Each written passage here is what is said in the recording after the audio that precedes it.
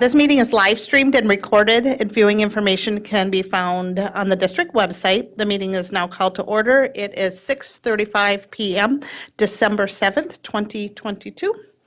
Our mission is to provide a safe and caring climate and culture in which we engage, inspire, educate, prepare, and empower all learners in partnership with their surrounding community to be successful in today's and tomorrow's society. Dr. Green, for the last time, will you please lead us in the Pledge of Allegiance?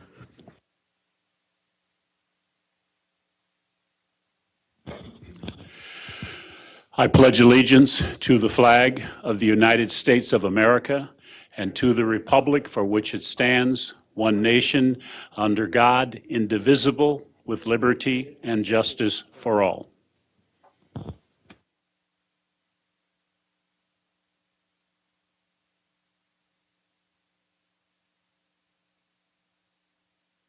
And then can you please call roll?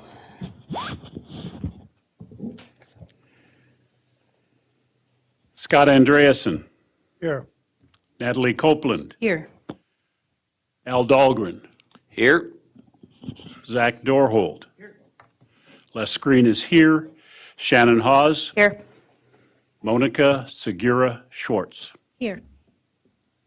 Record will also show that the following cabinet members and staff are present at the District Administration Office. Superintendent Dr. Lori Putnam, Assistant Superintendent of Secondary Education, Kay Nelson, Assistant Superintendent of Elementary Education, Dr. Mike Rivard, Director of Equity Services, Ayan Omar, Executive Director of Finance and Business Services, Amy Scalarud, Executive Director of Learning and Teaching, Lori Posch, Executive Director of Operations, Gary Ganji, Executive Director of Student Services and Special Education, Carol Potter, Media Technicians, Paul Novak and Gordy Scott. Custodian on site is Steve Hain. The following cabinet members and staff are virtually present. Director of Community Engagement and Communications, Tammy DeLand. Director of Innovation and Instructional Technology, Ryan Cox. Executive Director of Community Education, Adam Holm. Executive Director of Human Resources and Labor Relations, Tracy Flynn Bowe. Executive Director of Research, Assessments and Enrollment, Donna Roper. Executive Assistant, Jan McGuire. Thank you. Now I'm looking for a motion to approve tonight's Board of Education board meeting and work session agenda. So move. I have a motion by Scott and a second by Zach. Dr. Green, can you please call roll? Scott Andreasen. Yes. Zach Dorhold. Yes. Natalie Copeland. Yes. Al Dahlgren. Yes. Les Green is yes. Shannon Hawes. Yes. Monica Segura Schwartz. Thank you. Next is the consent agenda. The consent agenda consists of non-controversial items that the board adopts routinely without debate. Any single member may wish to remove an item from the consent agenda by requesting removal at the time the consent agenda is moved for adoption. On tonight's consent agenda, item A, approval of personnel staff changes. Item B, approval of monthly treasurer's report for October 2022. Item C, approval of monthly financial report for October 2022. Item D, call for bids, Apollo Road.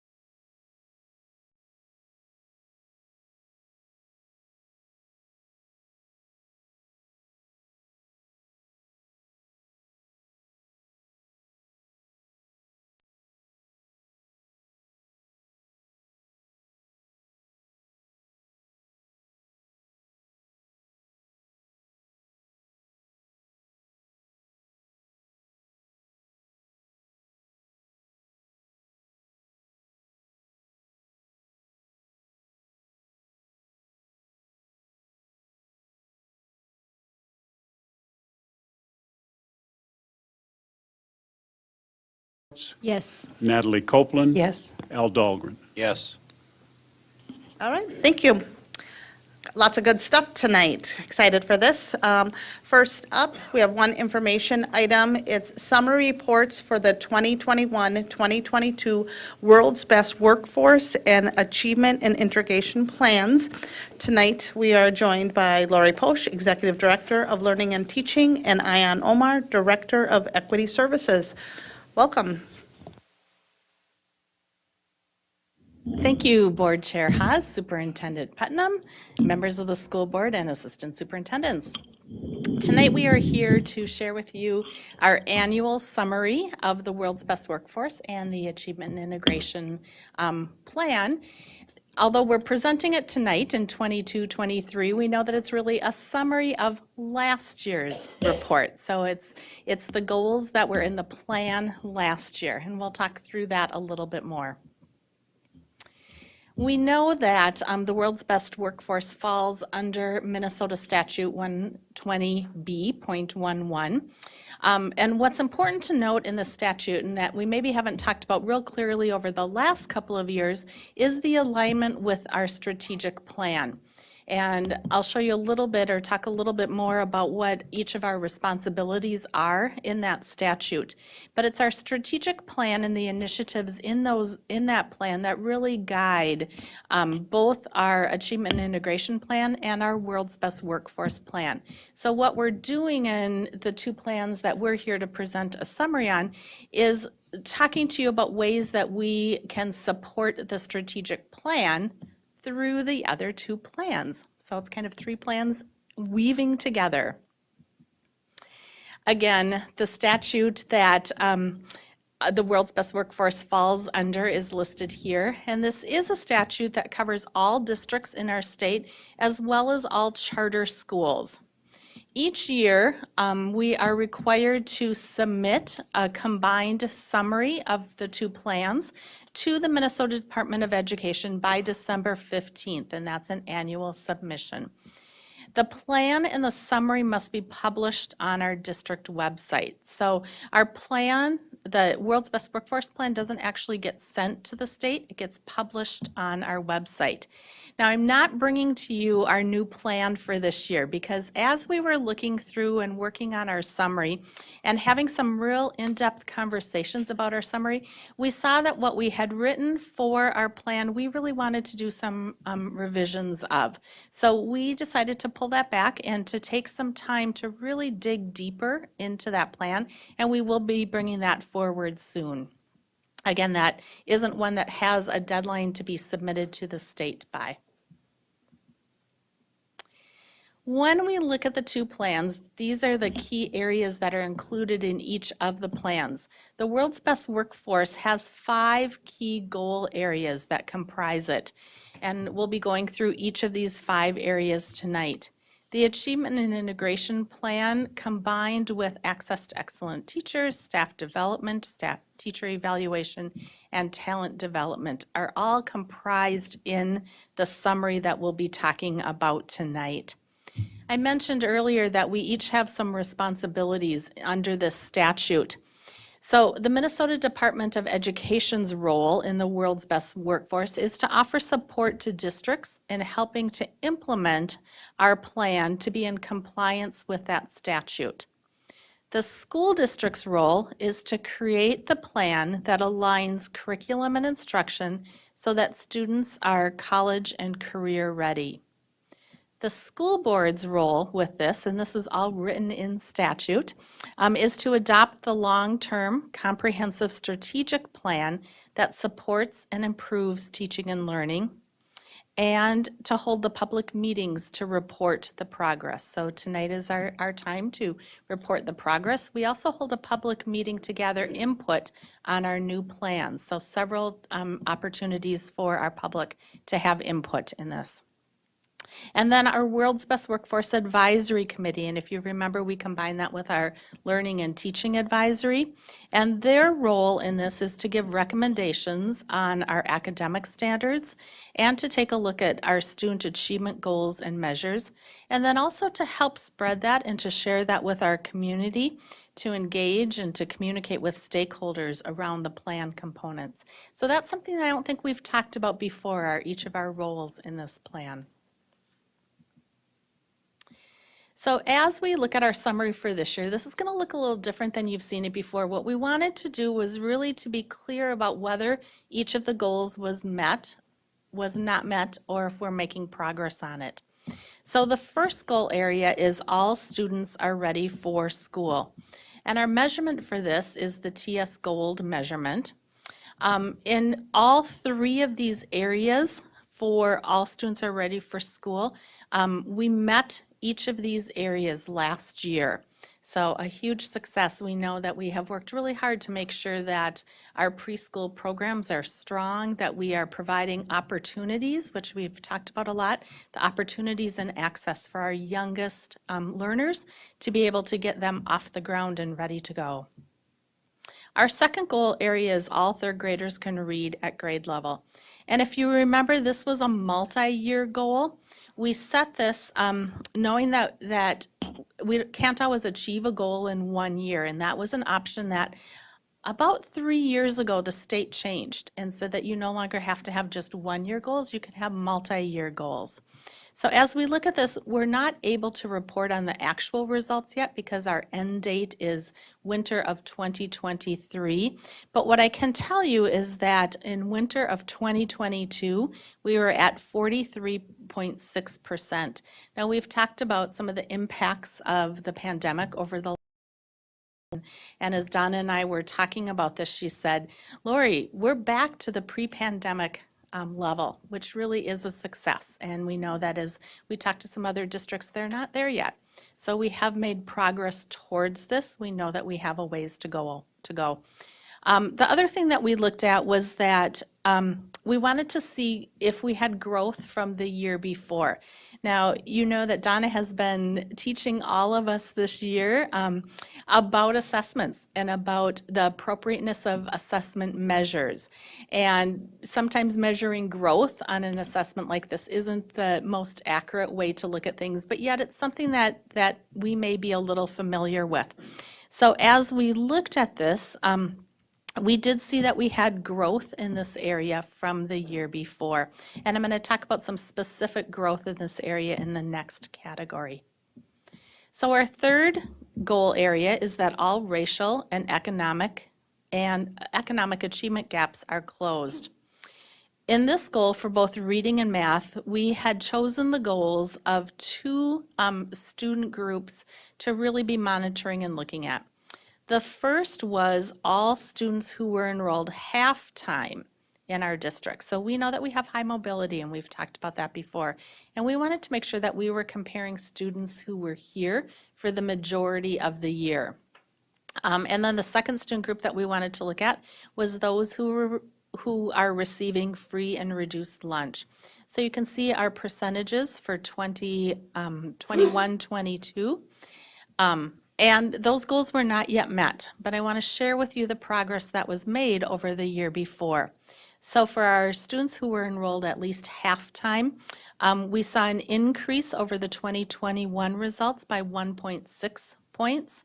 And in our students receiving free and reduced lunch, or who were free and reduced meal eligible, we saw an increase of 2.7 points. So even through all of this, we're seeing some increases from the year before. In the math area, again, you can see we had the same student groups that we were looking at, and you can see our percentages in this area, and this goal also was not met, but we had even better growth in our math scores over the year before. So for our student group who was here at least half of the school year, we saw an increase of 4.2 points from the year before. And in our students who were eligible for free and reduced meals, we saw an increase of 3.4. So we know that we're not yet there. We know that we have growth to do in each of these areas. And in a little bit, I'm going to share with you in each of these areas what we're doing to show even greater improvement. Our fourth goal area is all students are ready for career and college. Our first goal was to have I can help you find a place when I know your location. have Security and privacy settings. Choose the privacy tab. Under location services, check enable location Siri? services and Siri and dictation. Cancel. good job. So you just didn't want us to talk I about want you this to one. know that I don't run my computer. It's just like my wife. No Just- comment, Dr. Green. So our first area in this was our EPIC courses. And if you remember when we started our EPIC pathways and our EPIC courses, our goal was to have 70% at least of our ninth grade students enrolled in this. We saw a really big decline last year. So overall, we only had 28% of our students enrolled. And we're doing some more I keep using the word digging in, but we want to find out more about this. So we've been doing some talking with some of the counselors, and what we're finding is part of it had to do with just some of the confusion of which students really needed to take it and whether it was optional and whether it was not. So one of the things that we're going to be working on this year is really having some clear expectations so that all of our ninth graders have this opportunity to participate in our EPIC pathways. So that's one big area that we want to work on. And then in all of the other areas on this, we met our goals with having 100% of our students who participated in our Gear Up curriculum at the middle level. And then those who, at the high school level, who were enrolled by October 1st had the opportunity to participate in career and college readiness curriculum. They had a personal learning plan, or a PLP, and that all of the students who graduated had their progress toward career and college readiness recorded on their transcripts. And again, that was a requirement by the state, and we wanted to make sure that we implemented that. And then in our last area, and I know that, Donna has shared all of these numbers and things with you in detail just a few months ago, around all students graduate from high school, we know that we saw a dip over the last couple of years in this again. So we have not met our 4-year or our 7-year grad rate. And again, I'll share with you some of the things that we're doing to improve that this coming year. So when we look at our school readiness strategies, and I won't read through all of these with you, there are many, many things that are happening to ensure that as many students in our community have those school readiness needs met. We're trying to expose as many students as we can to literacy. We have an emphasis on letters and letter sounds because we know that those are the beginning foundations of literacy. Phonological awareness activities take place in all of our preschool.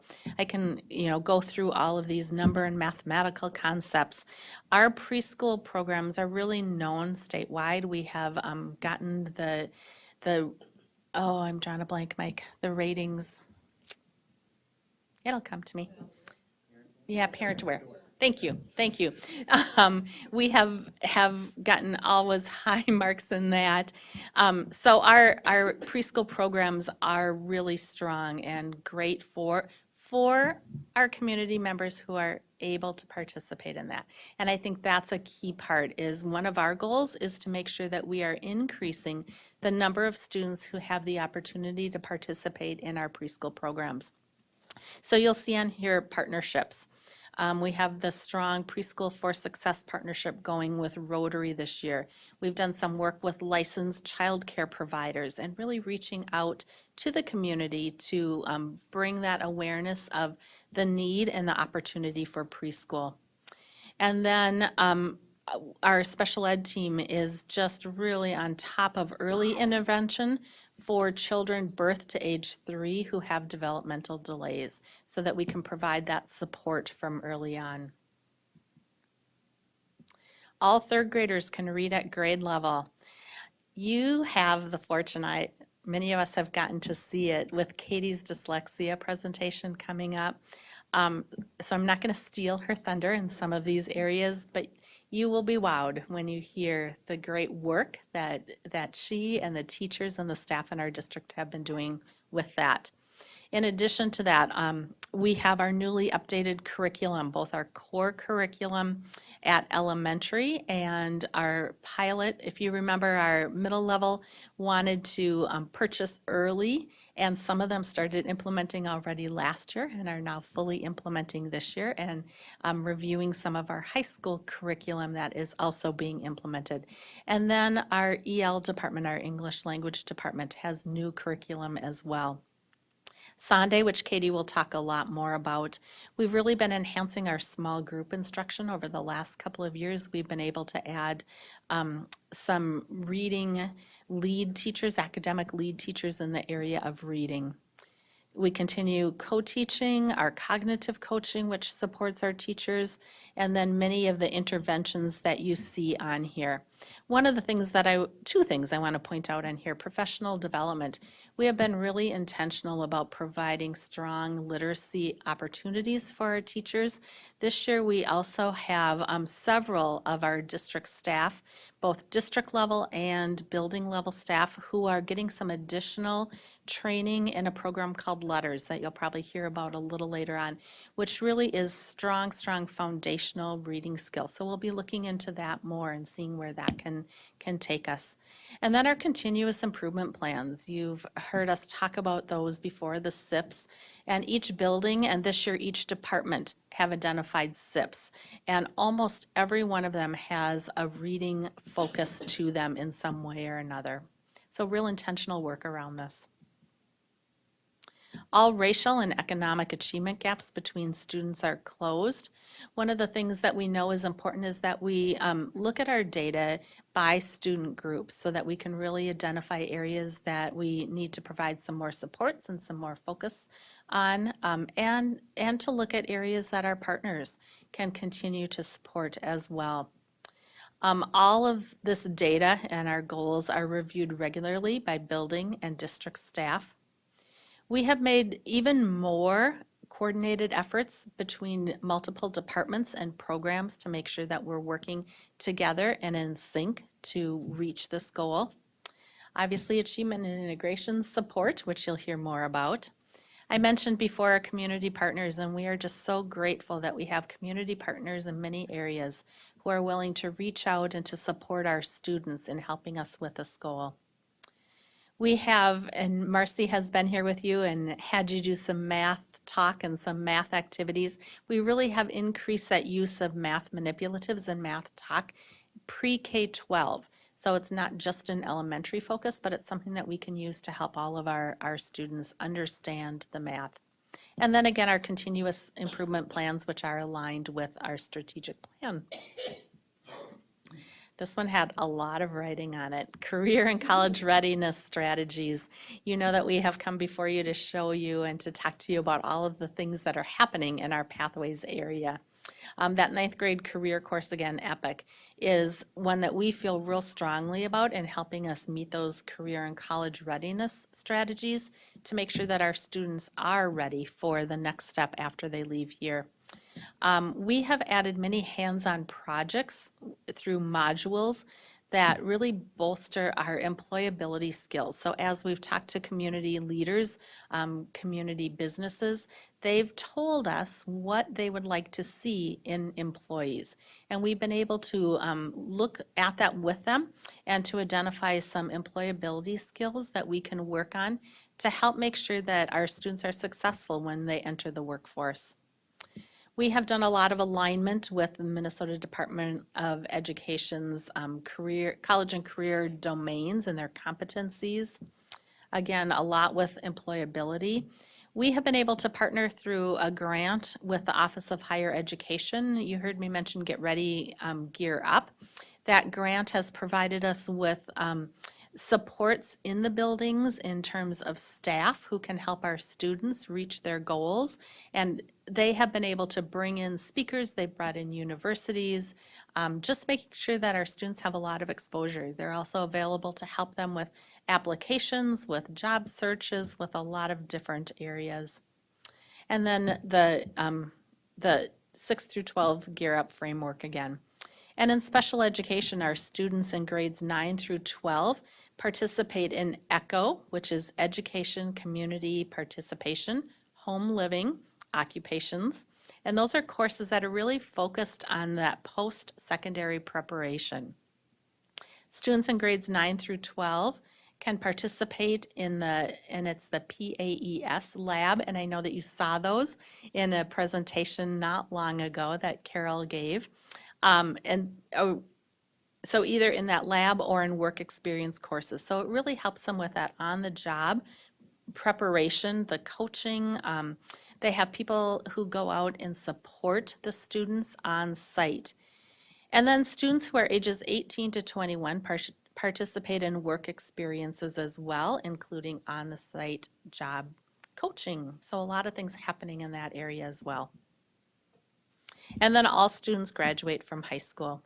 Again, at both of our high schools, we have the Building Assets Reducing Risks program, or you may hear it called BAR. And that is where in ninth grade, so the program starts in ninth grade, we're able to do almost a team approach with our ninth graders. So really wrap around them, support them through their goals, and help them on the pathway towards graduation. We still have our partnership with Dreamline, which provides support. Our co-teaching efforts, career and college readiness coordinators that I talked about at each high school, that focus on social and emotional learning. We know that that's a key for our students to feel successful and to complete high school. And then we have really strengthened our night school program and our summer school program. For our students who receive special ed services, we have individual transition and graduation plans for those students, including that 18 to 21 programming when it's appropriate.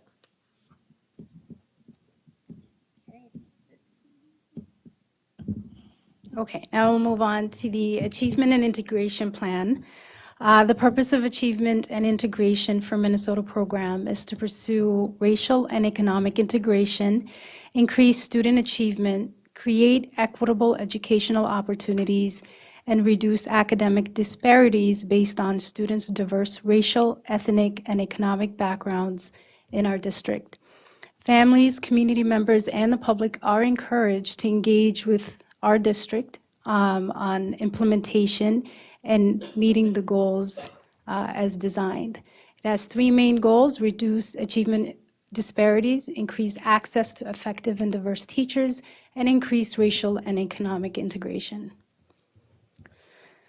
I'm reporting out year 2 out of 3, which means next year this time I will report on how things go this year.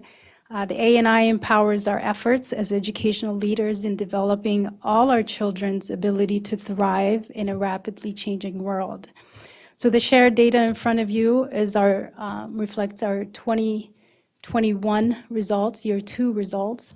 As you can see, the first goal, the combined 4-year graduation rate for Black, Hispanic, American Indian, and students of 2 or more races will increase from 63% to 85%. We are making improvements toward the goal. We ended 2021 with 75.3%. Our integration goal of American Indian students with a consistent attendance will increase from 38.18% to 90%. We ended at 45.2%, so it's another goal that we are making improvement toward. And finally, we have not met our final goal of access to qualified diverse teachers to create and retain a racially diverse teacher workforce so that students and their communities are reflected in the classroom. We will increase that from 6.4% to 8%, and we ended with 6.38%. So that's a goal that we're putting great effort moving forward. And looking at our goals, the question that always comes up is what are we doing different? So with our graduation goal, we're creatively using resources, modifying roles and adapting resources. We've laid out our educational equity outreach coordinators. We have them in district-wide. We have our Dreamline, we have community partnerships. We've modified one of our programs coordinator position to now state family access and community liaison. We're looking at early childhood literacy as well as consistent and constant collaboration across district and with buildings. For our American Indian Student Integration Plan, we're looking to make sure our American Indian students' individual learning plans are uploaded and accessible to educators and staff so that we're able to collaborate and work intentionally toward that goal.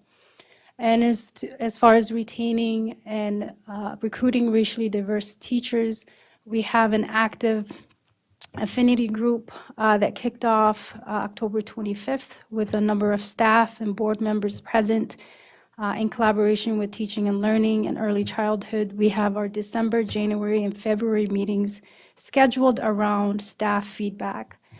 We've been awarded 4 scholarships under the Teach Minnesota program. Now we could recruit out-of-state teachers of color. There might be some opportunities with our dual immersion program as well in advancing that goal.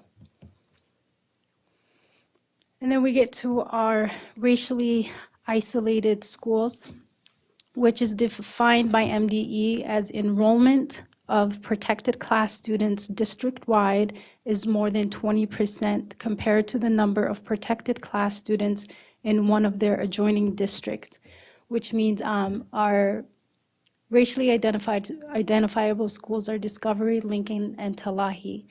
And each building had its own separate achievement integration and recruitment of diverse teacher workforce. And there you'll see the status of those goals. We're making improvement. If we look at Discovery, their achievement goal, we're making improvement toward that goal. The integration plan, we're making improvements, and the diverse teachers goal that they set for their building, we've not met yet. Same thing for Lincoln. I laid out what the status of each goal is. I do have specific numbers. I worked very closely with Donna and the building leader that I'm happy to share. But what are we doing differently to support racially identifiable schools? Same outlook, same outline with our roles, our collaboration, looking at early childhood literacy project as an equity-led project. We're improving the use of EduClimber and again, active affinity group, as well as other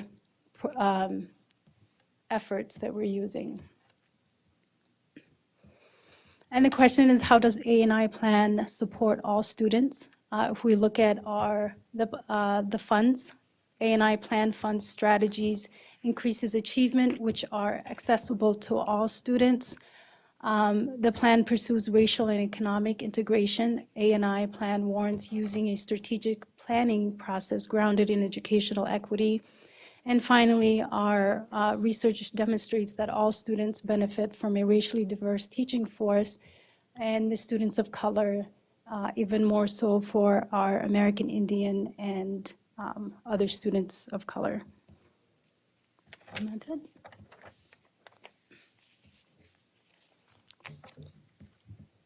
Thank you. Anybody want to jump in first? Questions, comments? Scott? You had mentioned an EPIC course and pathways.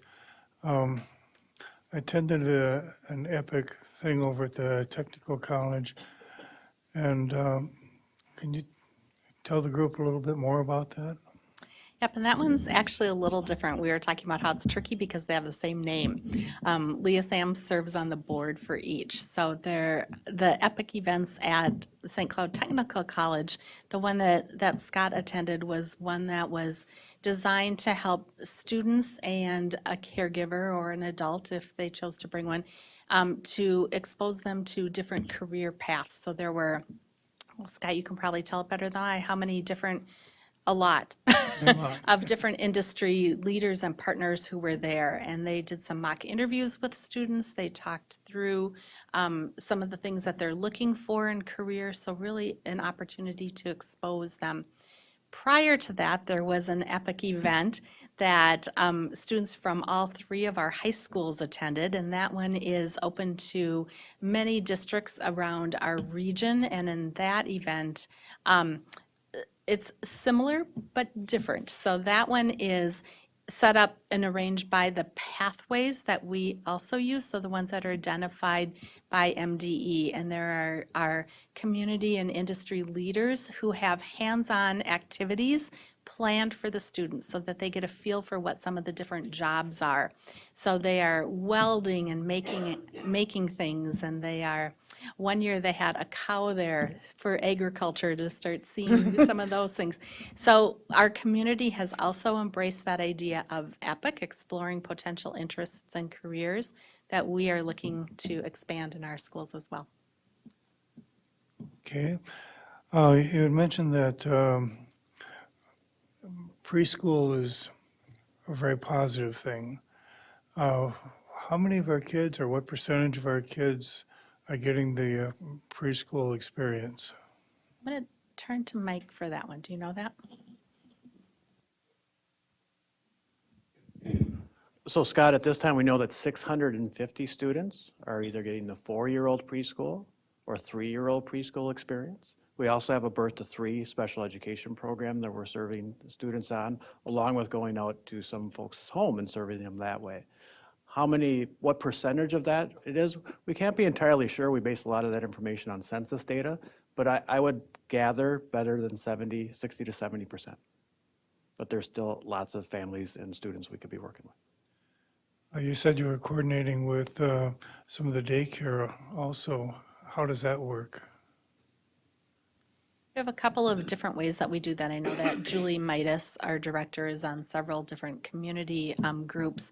We have, and one of the things that I have been talking to Partner for Student Success about is bringing back an early childhood subgroup, a committee that we used to have. And on there was an organization that serves all of the licensed daycares in our community. So through that small group, that subcommittee that was kind of put on hold the last couple of years, we were able to reach out to a lot of non-licensed and licensed daycare providers. So it's providing any support that they might need. Okay. One of my concerns had been whether or not we were competing with private industry. And I think at one time you said there's plenty of need. We There wouldn't have is. to worry about. I just heard again, and I'm not going to remember the exact number, but the shortage of spots in early childhood, both in childcare and in early childhood. So we have a waiting list for our early childhood programs. I think one of the things that's a little different is we have some of our childcare centers who are providing a preschool program within their childcare or their daycare, but a lot of the students that we serve in preschool come from daycares. So they're either bused from the daycare and back to the daycare. So it's really a partnership between. Okay.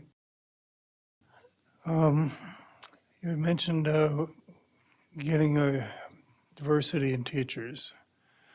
And I attended one of your affinity groups. It was quite interesting. And I know that at one time Willie had his track for bringing non-white teachers in. Can you tell us a little bit more about how this works? Yes. So the affinity group, interesting in a positive way, right, Scott? So the goal is to promote or to empower our teachers of color as well as our staff through different activities. So our December 15 event is called Healing Spaces, Healing the Self Through Shared Lived Experiences. It's going to be at Tech High School, and the goal is to just create racial autobiographies. And one of the ways we're going to do that is just answer questions of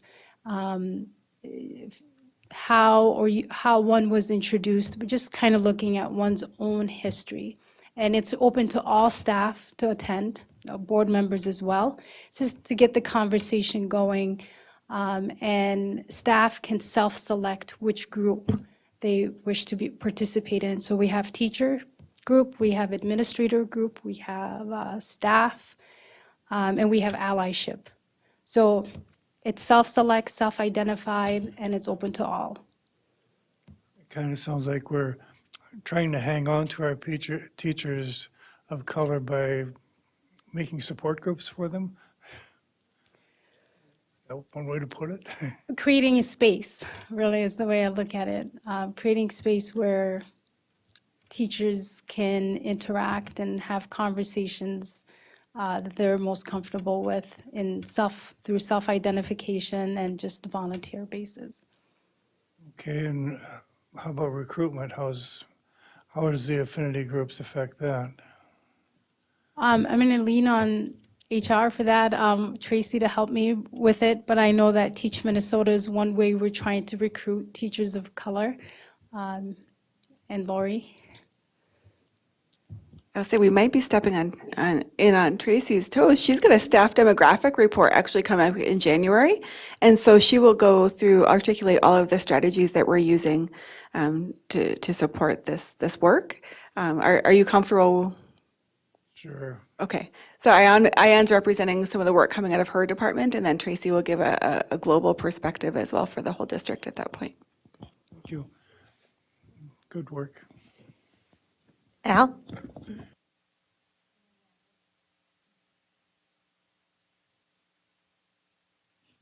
I have two comments, and they're just kind of observations. I don't know that they're really questions. I guess there's a little bit of a question attached to them, but the first one was, you had a slide up there showing the 4-year graduation rate at 68.9% and the 7-year graduation rate at 81%.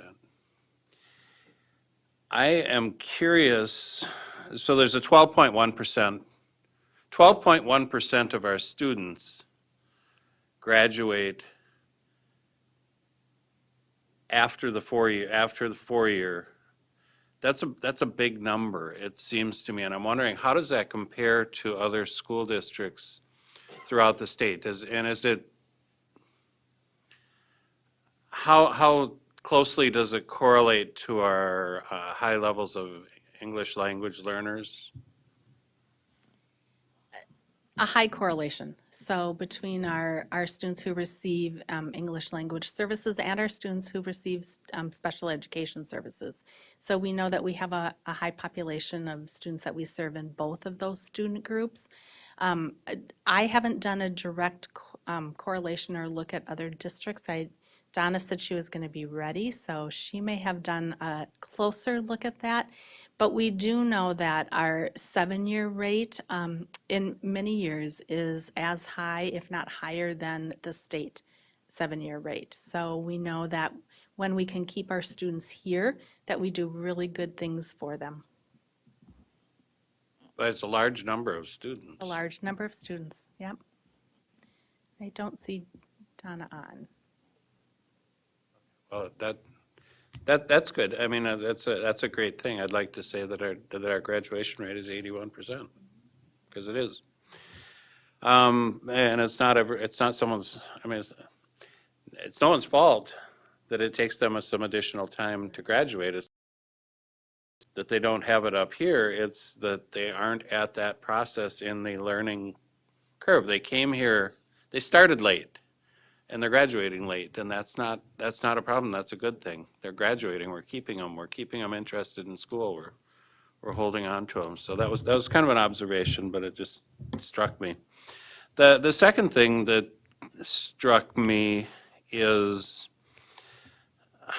and pardon my ignorance on some of this stuff. I'm going to kind of expose some of it here. But, I've made the comments before that when I went to school, like when I went to high school, I didn't graduate with any particular goal in mind. I graduated because I was supposed to graduate. My dad was a teacher and I was supposed to graduate, so I did. And I went on to college not because I had some particular goal, but because I was supposed to go to college. And I graduated from college, and I still don't know that I really had any kind of a goal or understood why I went to college. But from there, then I immediately stepped into a career, and then things started to click a little bit for me. When I had kids as a young dad, I don't think it really clicked with me why my kids were, it clicked with me why they were going to school. It didn't really click with me different stages of their learning and what the purpose of different grade levels was and what we were trying to accomplish in different grade levels. And I always feel like most parents are really good people and they want the best for their kids. And if they don't understand stuff like that, they aren't going to be able to provide for their kids the needed the needed support. So it's you take a household where the parent is a teacher and they've gone to school for this and they've been taught all of these things, their kids are probably going to grow up like my dad was a teacher, and their kids are going to grow up and do pretty well in school. They're gonna learn. Their parents are gonna put the time in to support those kids. But other parents, if you don't understand what's going on, you don't necessarily have the tools to support your kids in the same manner.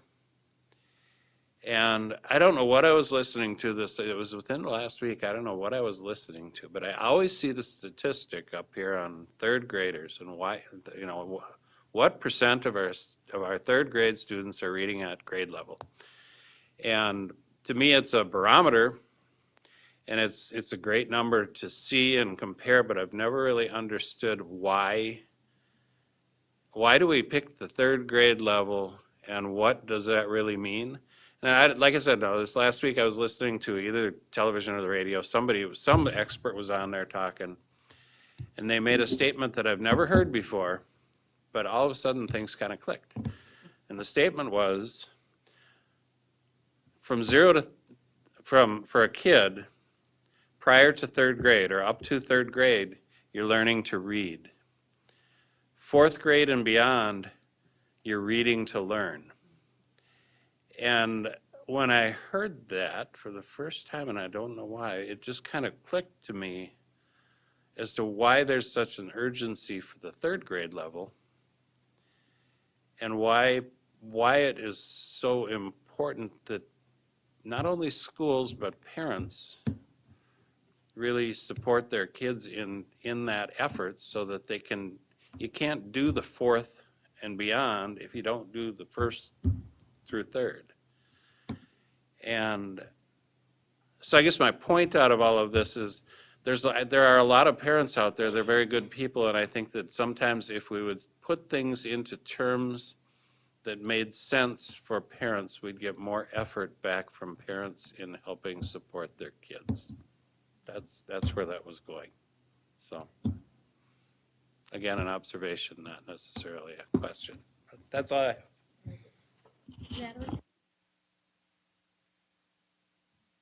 Yeah, thank you for this good presentation. I want to shout out two awesome things and then ask a couple of questions. So I know that part of the goal with the percentage of teachers of color is to raise it to 8%, but the fact that we retained should be celebrated because that's another really difficult issue throughout the nation, to retain teachers of color because of multiple reasons. And then also to hear that we're back to pre-pandemic levels with our third grade STAR reading assessment is also exciting. I know we have a ways to go in both of those areas, but I like to celebrate some wins when we have them, and we have a lot of them. On the third goal that you talked about, Lori, the third goal on the first page, this is the all racial and economic achievement gaps are closed. For math and reading, we had our percentages that we wanted to meet.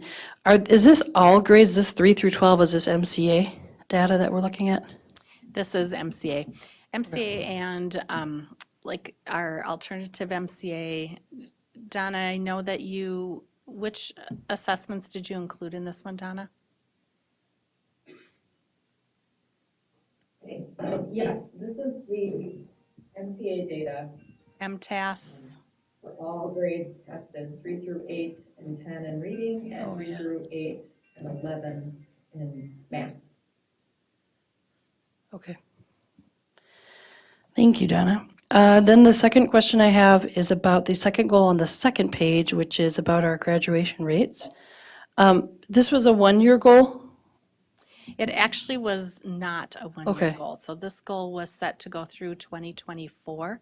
And I think the Okay. important thing to remember is that we get our grad rates about a year and a half after they've Right. graduated. So it's Right. always hard to measure that. Okay. What was the goal, or so we have a goal set for 2025? Is that what We do not yet. okay, so that will be coming up Coming. for us. Okay, great. Another shout out, 7-year graduation rate. Hey-o. Thank you, ladies. Thank you. Anybody else? Monica? Thank you so much for the presentations. Thank you, Anne, for this great presentation. I think I see the difference between you just getting into the thing and jumping into what you needed to do, and now just having a little bit more time to work it out. And congratulations for that. I wanted to say, I want to take the opportunity that you're here, and I didn't have the opportunity before, and just take the mic and say thank you to Lacey Locken that have left us. And I'm gonna just tell everybody that I'm really sad because she has left, but she has left with a really, really big legacy that she has left us, and I really hope that we all live up to it. So I'm looking forward for the next American Indian coordinator, and that we continue to live up to that legacy. So that's the let's say observation, for lack of a better word, that didn't come up with anything else that I will have about a thing that I will be watching for, that we're going to get another American Indian coordinator soon. But great job with everything. And one other thing that I wanted to mention to the board, kind of regarding to what you were saying all about the families and stuff. One of the things that I had been talking to Lori about that I think that we should be really having is a family partner coordinator or division, or some specific place dedicated within the district for family partnership or family relationships. So I think that this is kind of the area where it has fell more into it, like in equity part. But I haven't talked to you about the vision for equity, but I do remember talking with previous people in your position. The focus in your department has been more student. And because it's a student, then it goes to families. But it's everything specifically in other times, and I remember even since Sebastian times, Sebastian was very focused in the students, and will focus in families through students, but most of the activities and more of the discussions that I will have with him is that this budget is for doing things for the students. So I do think that we need to honor that, but I also find a space in the budget that has to be with how do we create that division. So it's an instructor what I'm thinking and doing about that. We're actually doing interviews tomorrow for the family liaison and family access and community liaison coordinator. Wow. There you go. There you go. Thank you, Ayan's Lori. team is leading that. So we're really excited about the addition of that position, and partly due to your advocacy. So thank you. Thank you so much. Oh, well, great. And it's going to be in Ayan's department? Oh, great. Oh, wonderful. Um, the other comments that I think that is great that you're having affinity groups.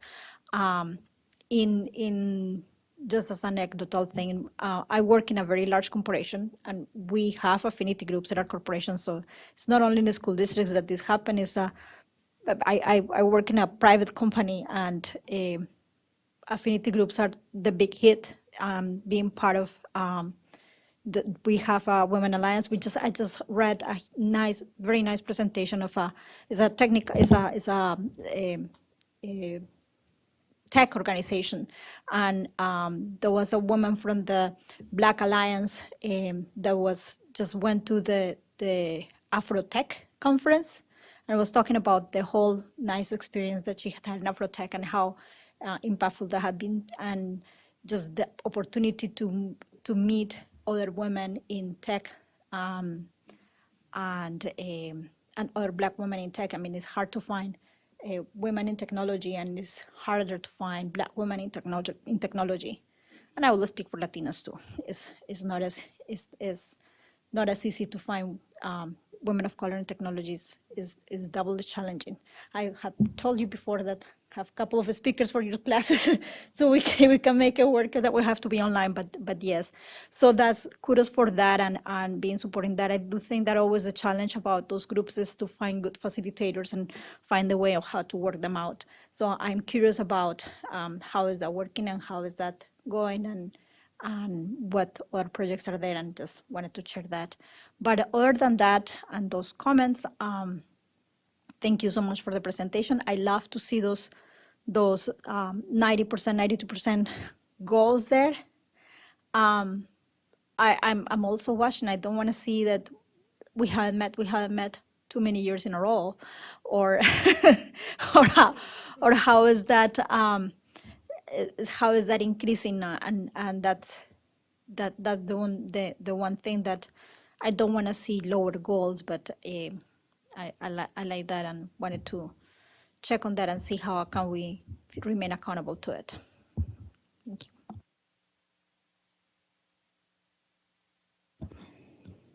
Well, shout out to the accomplishment of the 100%, because usually when we say all, that's not realistic, but you guys rocked it.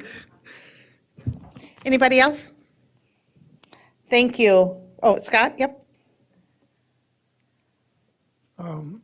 Another thing that I attended this recently was over at Apollo.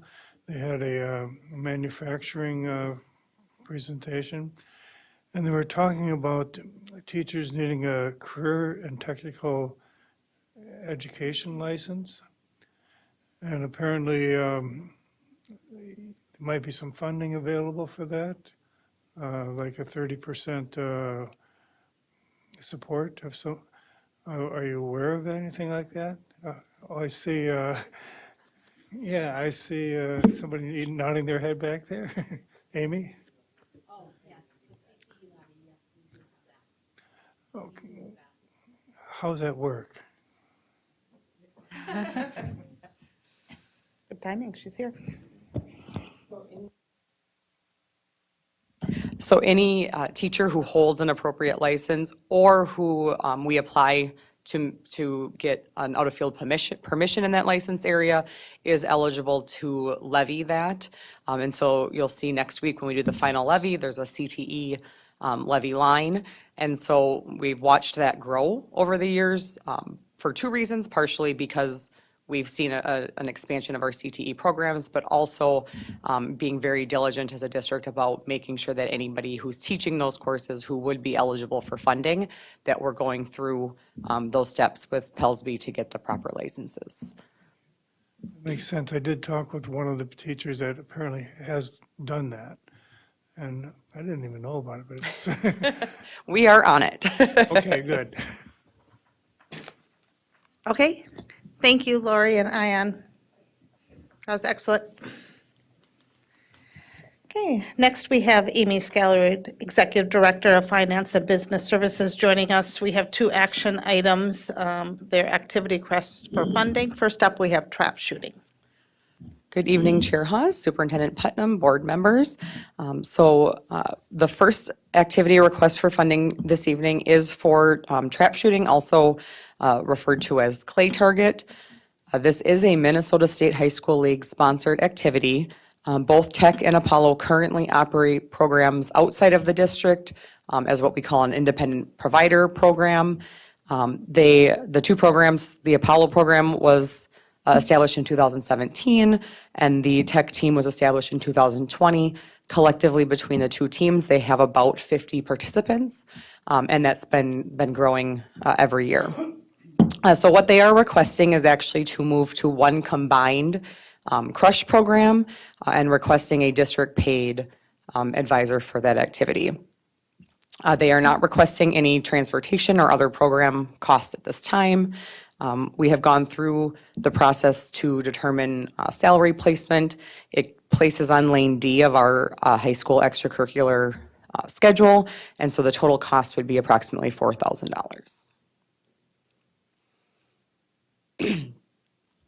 Anybody have any questions? Al? Question. Madam Chair, I would look to move the request, to approve the request for funding for trap shooting. Second. Okay, I have a motion by Al and a second by Monica. Any discussion at all? Scott?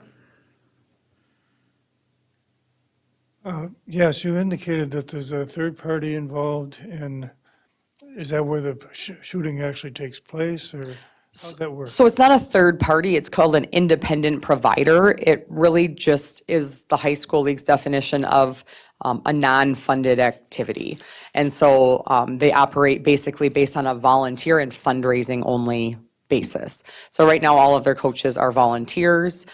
One of the main reasons that they are requesting to have a district paid is so that they have that access to some of the protected data, such as scores and attendance and things like that, that can impact high school league eligibility for students, that right now, without having anybody on staff or participating in the program who is a district employee, they are not able to have access to that information. So that's one of the main reasons. And then also just to ensure some stability in the program, to have that paid position and try to continue to increase participation. And this is one of those activities where we tend to see students who don't participate in a lot of other activities. So it's really targeting a demographic of students generally who aren't participating in other sports or clubs. Okay, what sort of safety precautions do they take in this? I mean, they're using firearms. So they have a whole list of precautions. We've reached out to a number of other districts who have a whole guideline manual, and so our activities directors will be working with, it's a spring activity, so we have some time. They're not currently operating. It's not a winter season, it's a spring season. So we will be having our activities directors work with whoever ends up as that paid coach, because that will be posted, interviewed, just like any other position. And so there will be very strict guidelines. Every district does it a little bit differently, but typically all schools have rules that there are no firearms on campus. You don't transport them in your cars. They stay at the range. We aren't transporting in district vehicles for competitions. So all of that will be included in kind of a procedural document that the activities directors will work with the coach to put together. How did you come up with $4,000? So there is actually a process that was established a number of years ago in terms of placing activities on those extracurricular schedules. There's a survey that the advisor fills out. It gets scored based on time commitment, responsibilities, participation relative to other activities in the district. So we completed that survey and then also compared to other districts and what they are paying to make sure it was comparable. So Sauk Rapids and Sartell, for example, both have paid advisors. And so our lane D really, based on both the scoring of the survey and the comparison with other surrounding school districts, was where the appropriate range fell. You know, this is being set up as a crush activity? Yes, and that was at their request. When they filled out the request to be funded, their preference was to have one combined team. Which activity director is in charge of crush? So they allocate them, so this one hasn't been determined yet because it hasn't been officially, they typically, if new ones come on board, they look at who has, who is kind of next up in the rotation to add an activity so that we make sure they're balanced, right? We don't want the Apollo Activities Director to oversee 20 activities and the Tech Activities Director to oversee 35 activities. So they will look at their workloads and then determine who's the host school. Sometimes it's also based on who has more participants. I believe Apollo historically has had a higher number of participants. So sometimes with a club activity like this, where there really isn't a lot of administrative time or supervision or other factors, it may come down to what's logical from a student perspective at the current time. Okay, thank you very much. 50 is an impressive number. Okay, so we have a motion by Al and a second by Monica. Dr. Green, can you please call a vote?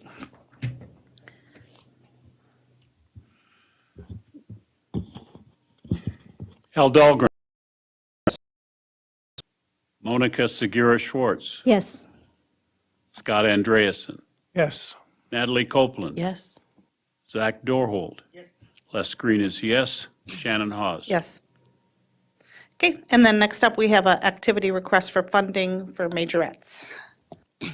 And this activity currently is specific to Apollo. Majorettes is a program at Apollo.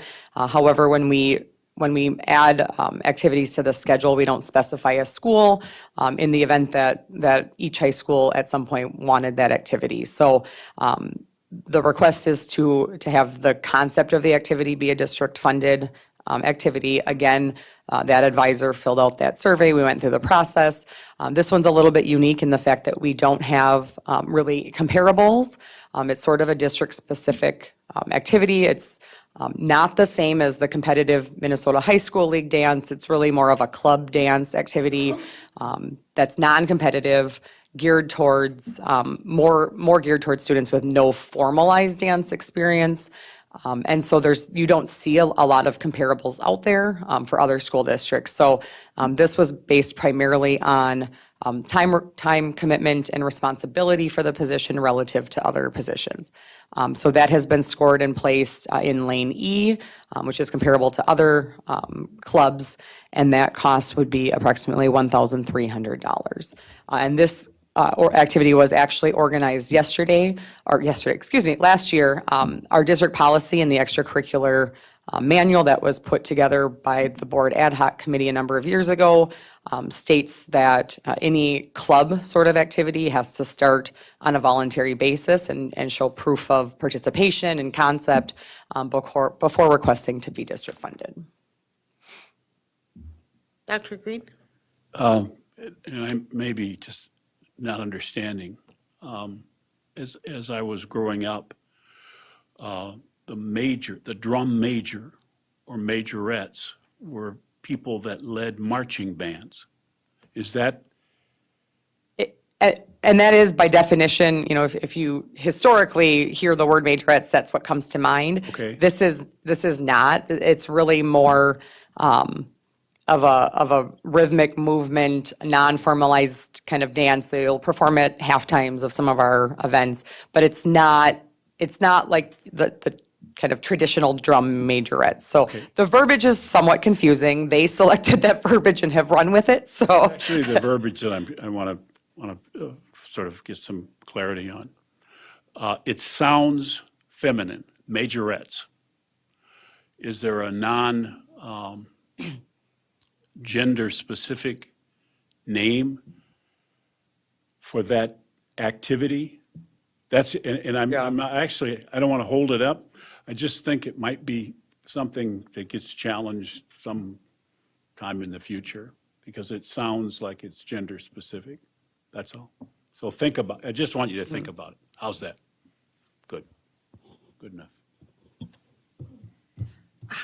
When do they practice? Do they have a season? How does this overlap or not overlap with what we already have going on with our 2 seasons? So they typically practice 1 to 2 times per week.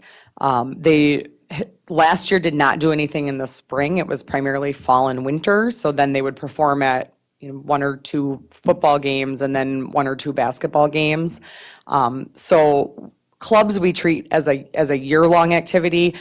They're really meeting 2 of the 3 seasons, but they're meeting slightly more often than a typical club. So when you look at the time commitment on an annual basis, it's very similar to a year-long club like Spanish Club or similar activities in terms of the overall amount of time. And it can vary. So participation, it's not like a competitive sport where somebody is going to do it all season.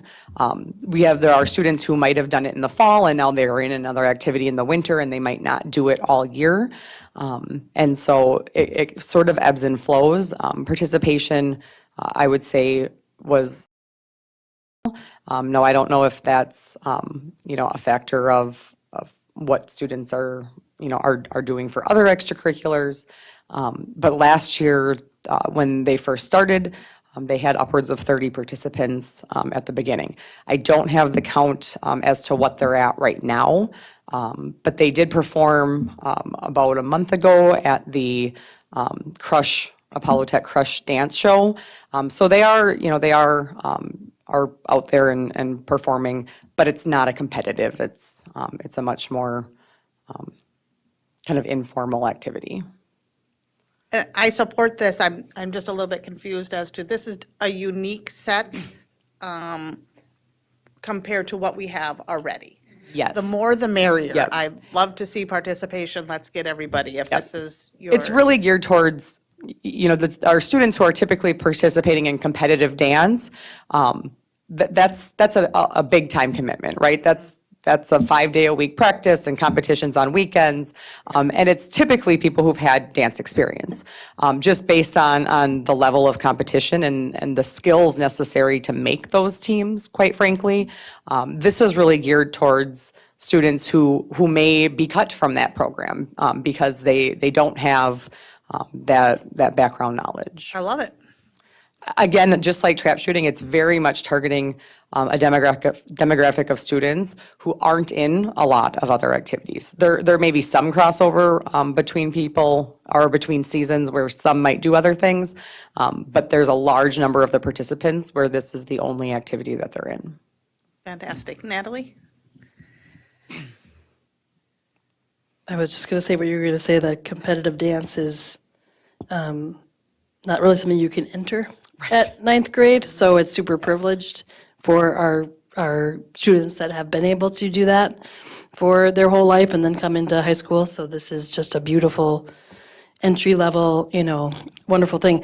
From my understanding, majorettes, and that's just because I watched a documentary on it the other day, that it's changed with historically black colleges and universities, that it's not as much of the twirling the baton, which my mom did as majorette in Sauk Rapids, that it is more of like a straight dance troupe, usually with, the drum lines and things like that. So I think majorettes is the right term for the now of what majorettes means. And I know there, in some colleges and universities, according to this documentary, there are guys in it. So it just depends on, just like with dance teams and cheerleading. So that's my knowledge from Netflix. For you? And there were male participants last year, because I recalled at one of the basketball games that I was at where they performed, that there were male students participating, at least last year. Dr. Green? I guess the reason I was talking about history is that my history is that all of the drum majors were male. And they danced in a very exaggerated manner and led marching bands. And they were rather, so it wasn't baton twirlers. They although they could do that, but it was a way of marching that was impossible for most humans to do. So that was the, whatever, just, whatever. Good. Okay, so looking for a motion to approve activity request for funding for majorettes. So moved. I have a motion by Natalie, a second by Scott. Dr. Green, can you please call a vote? Natalie Copeland, Yes. Scott Andreasen, Yes.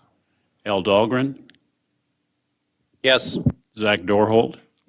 Les Green is yes. Monica Segura Schwartz. Shannon Hawes. Thank you. Okay, next we have another action item. We have the 2023 Board of Education Legislative Platform presented tonight by board members Zach Dorholt. Did you want me to go there presenting from here, okay? I have a printed copy there. It's up there. There you go.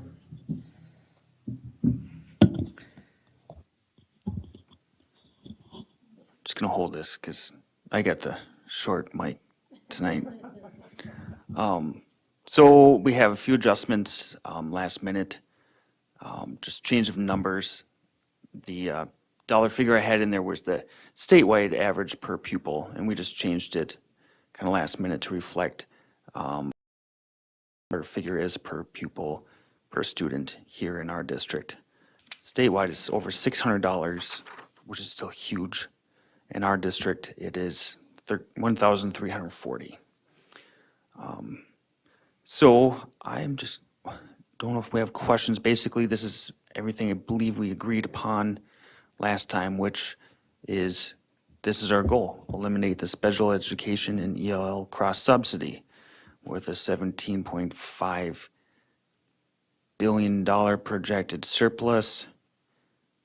This should not be a problem. The bill has been drafted. It's in jackets already and appears to have the support of the Speaker of the House and the Senate Majority Leader. That's kind of exciting. Just need to keep the pressure on. Okay, looking for a motion. So moved. I would like to move that we approve the 2023 legislative platform. Second.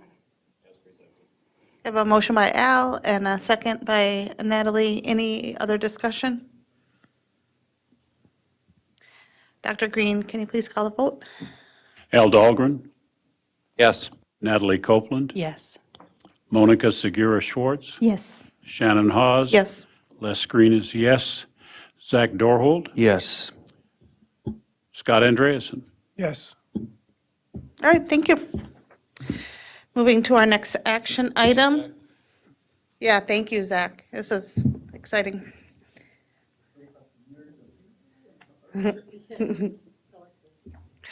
Okay, next action item for the night, we have the approval of date, time, and location of the 2023 reorganizational meeting.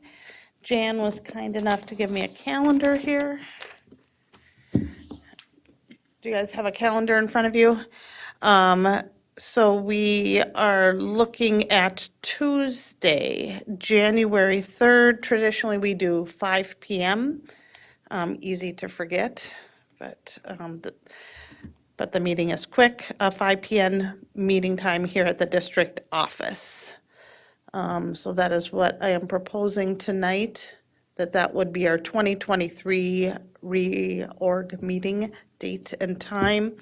Opening it up for discussion. Are we having a regular board meeting at that time or so? Really good question. Our first board meeting, which that is going to be our next action item, would be the following day, Wednesday, January 4th. Want to do them both at once? No, because we have to get things ready, I believe. I think it's a quick turnaround of a few things.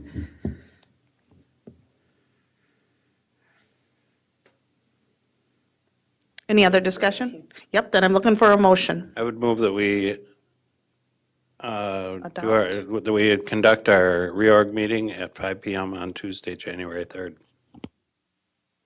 Have a second?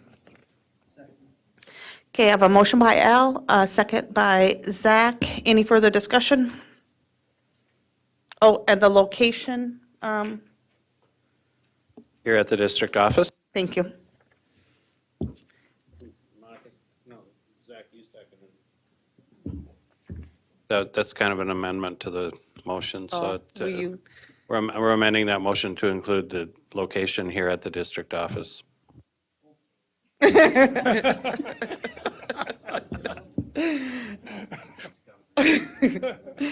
okay, so Dr. Green, will you please call the vote again? Al Dahlgren, Yes. Zach Dorhold. Les Green is yes. Shannon Hawes. Yes. Monica Segura Schwartz. I'll say a reluctantly yes. Natalie Copeland. Yes. All right, Oh. Scott Andreasen. Yes. I was just making sure that you were awake. Oh. Yes. okay, thank you. Then we're moving to the next action item, which will be the approval of the date, time, and location of the first board meeting for 2023.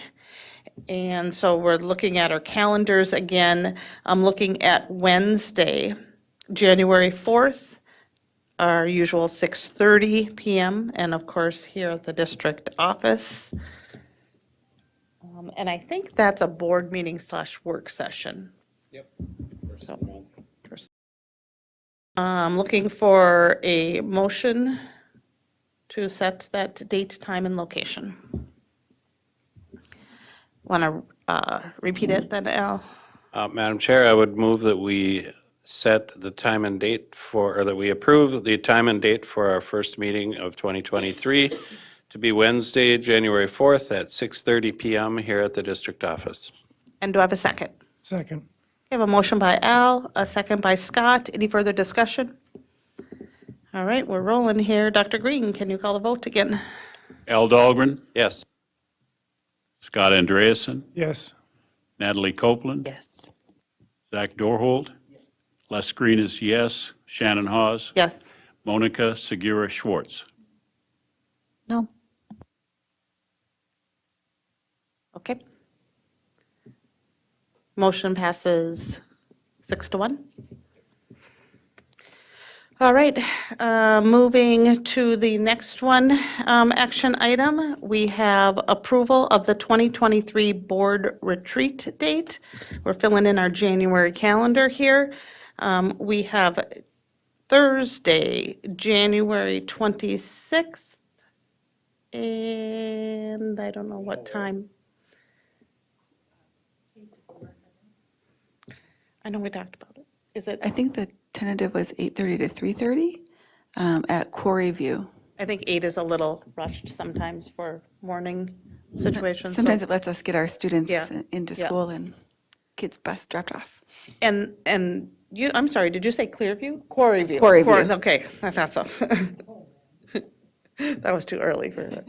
Okay, Madam Chair, I would move that we set our, that we set a time and date for the board retreat to be conducted on Thursday, January 26th from 8:30 to 3:30 at Quarry View Education Center.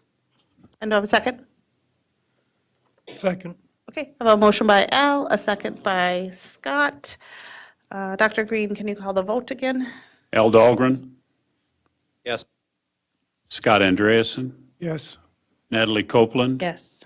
Monica Segura Schwartz, Yes. Shannon Hawes. Yes. Les Green is yes. Zach Dorhold. All right. Oh. Scott, What's on the retreat? What are we talking about? the next board meeting on the 14th, we'll have a conversation about that. Good question. All right, moving on to reports. We have Board of Education Standing Committee reports. I believe we only have one report tonight from Board Development, Policy and Governance Chair Monica Segura Schwartz. So we talk in, so we had a meeting for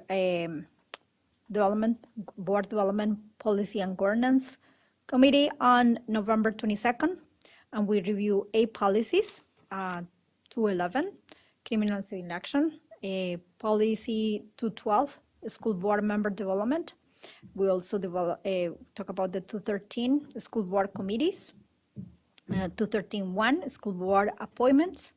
213.2, school board school liaison procedures. And 214, out of state travel school board members. 298, chair signature policy, and then policy 299, legal counsel.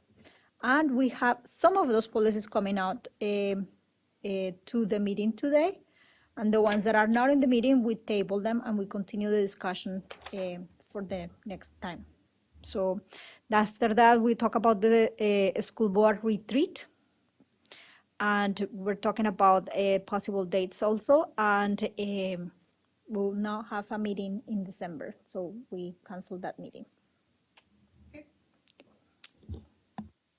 Thank you. And that was the only report for tonight, right? Because that's all that Jan highlighted. I really don't know if she does.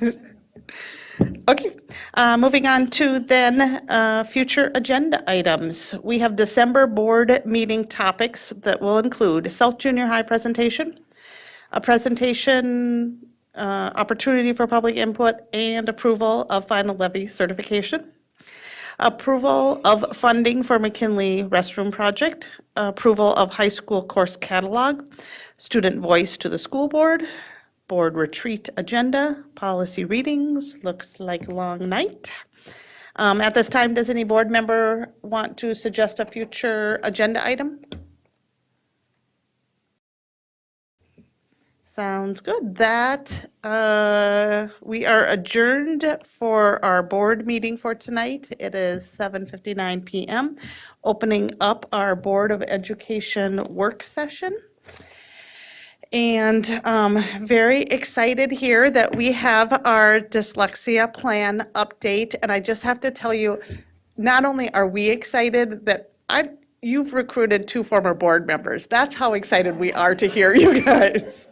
So thank you so much. Come on forward. We have Shannon Avenson, Director of Student Services, Katie Schneider, dyslexia specialist, and here comes Carol Potter, of course, Executive Director of Student Services and Special Education. We're happy to hear about your great work. Practiced on this side, so is that okay? Just give me a moment to get this up.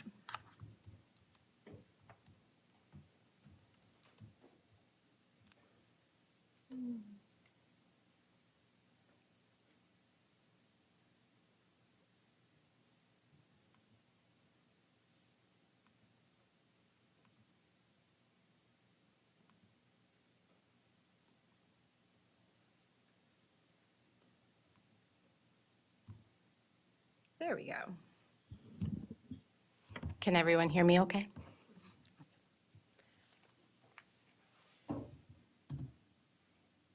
Well, good evening, Chair Haas, School Board, Superintendent, and Assistant Superintendents. My name is Katie Schneider, and I am the current K-12 dyslexia specialist. Just to give you a quick little background, I am on my 19th year with District 742. I started here, I've been raised here, and I love being here. My background is I was a 3rd grade teacher at first. Then I asked to be a middle school teacher, and I was a middle school teacher in 8th grade and 7th grade. I was able to have co-teaching experiences. I was also an academic coach for a year, and then most recently in the last few years is I asked to be a reading interventionist at North Junior High, and I had the opportunity to create that and provide that. And then all the doors opened from there, and now here I am. So thank you. The agenda for this evening is I will go over the Minnesota Dyslexia Statute, the district dyslexia screener process, elementary and secondary sound day update, professional development, 5-year implementation plan, considerations for next step, and just a review of our dyslexia website. This is a slide that I will read word for word due to the importance of what it says. Each school district must identify before the end of kindergarten, grade 1 and grade 2, to all students who are not reading at grade level. Students identified as not reading at grade level by the end of kindergarten, grade 1, and grade 2 must be screened in a locally determined manner for characteristics of dyslexia. Students in grade 3 or higher who demonstrate a reading difficulty to a classroom teacher must be screened in a locally determined manner for characteristics of dyslexia, unless a different reason for the reading difficulty has been identified. Last bullet, a student identified as being unable to read at grade level under this section must be provided with alternate instruction under this subdivision that is multisensory, systematic, sequential, cumulative, and explicit. Before I begin to really talk about the District 742 dyslexia screener process, I do also want to point out that I had the opportunity to present on the same update exactly 2 years ago, almost to the date, with Sue Kiernan. And so it is nice to be able to come back and give a full 5-year report. So with the screener, we have what we use as the STAR assessment, which is provided 3 times a year to all students. And we do use that to identify and help us identify students who may not be reading at grade level. From there, we do have, especially in the elementary grades, we have our ATSIS teachers, our K1, 2, 3 interventionists who do then go out and do further assessing to see if students do need extra support. Then also we have parents that ask for screeners, teachers, and staff referrals. In the time since I last presented, I do work closely with Shannon Avinson and the MTSS district teams, both at the elementary and secondary level. And we have developed a flow chart to really help guide the process of the screeners. And so we all have an understanding of what that looks like. And then most importantly, what do we do with the information, right? And so that is a process that we continue to work on. A special ed case manager may reach out, a dyslexia, then I speak about the flow chart. And then there's always that checklist as well. And one thing that has been added is now our checklist and our screener is an EduClimber. So everything is documented. Then that allows anyone who has access to EduClimber, it is in there. And the checklist can be sent to the teacher from EduClimber. And then we go out and I go out and do the screener. And then based on that information determines the intervention based on the need and the building resources. And just to draw attention to the picture that is on this slide, you'll see in a couple slides that I will also be speaking to core instruction. And this is a 3rd grade classroom, and they are working on their core decoding and phonics. As I continue, typically one big shift, or there's some shifts that are happening through this whole process, is that a lot of times in the past for MTSS process is typically we ask for what can you do in 6 weeks, or what can you do in 12 weeks. And one of the pieces that we have been working on is really to understand that it will take more than 6 weeks to help a struggling reader or a reader with characteristics of dyslexia. And then the other key is because of that, what can we do to make sure that that child is able to continue that intervention at the right time, at the right moment the following year? And so that is the systems that we are putting in place to allow for that to happen, along with making sure like our 5th graders, if they started an intervention or supports in 5th grade, we are solid at the middle schools. And so those students were able to continue the intervention this year. And the same with transitioning from middle school to high school. So we really are putting in those key pieces to make sure that we can continue to provide until they are at or above grade level. Tonight, I will be speaking to these resources, and they have changed since the last time we presented.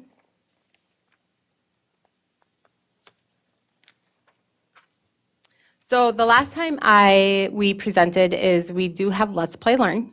So that is being used currently as an intervention for kindergarten, first, second grade, and third grade. The next one, it's called Sunday System 1. That is K2 foundational skills, and that is an intervention being used for first, second, on up, depending on where students fall. Sunday 2 is a system then that is used, and sometimes know that older students can fall into Sunday System 2 without Sunday System 1. But typically, if a student begins in Sunday System 1 in an intervention, they should be able to finish all the way through Sunday System 2. And that is determined based on their mastery, based on each English language rule that is taught. And then if you look at the purple resources, that is where a lot has been added. And so when we last reported in 2020, we were just implemented Essentials 1. So when you hear Essentials, we're speaking to the core, to all students. So currently, it is all our first graders in District 742 and all of our second graders in District 742 are receiving Essentials 1 and Essentials 2 in the classroom. And then the Let's Play Learn Sunday 1 and Sunday 2, those go hand in hand with that core curriculum to support the students who may just need that extra dose.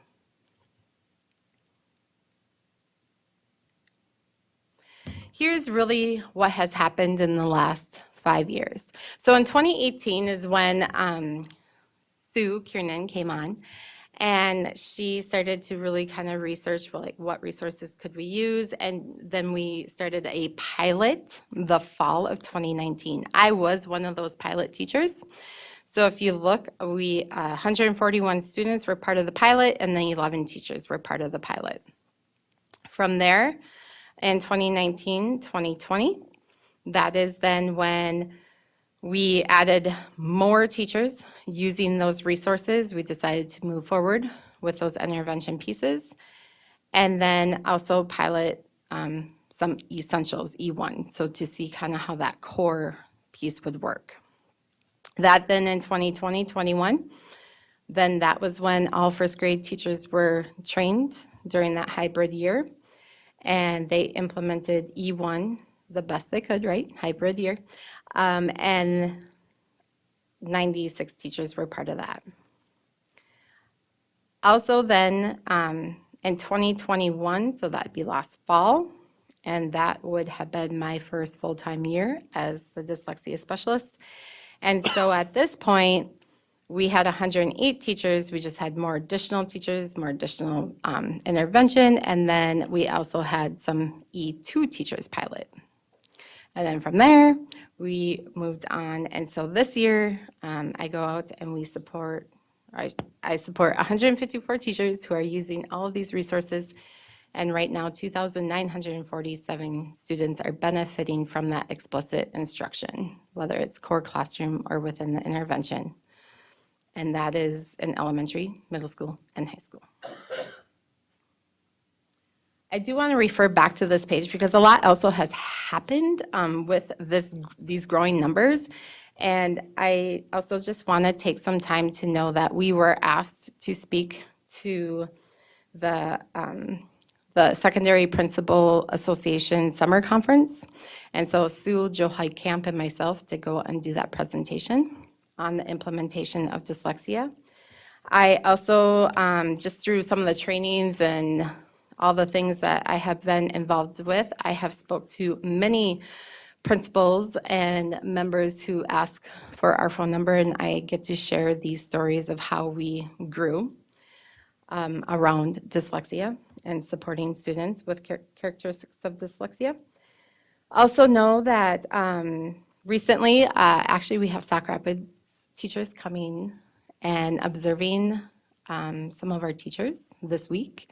And then Cold Spring, Ricori School teachers, elementary teachers have reached out, and we'll be scheduling that time for they now want to come and watch what is happening in our schools, along with phone calls from Park Rapids School Board.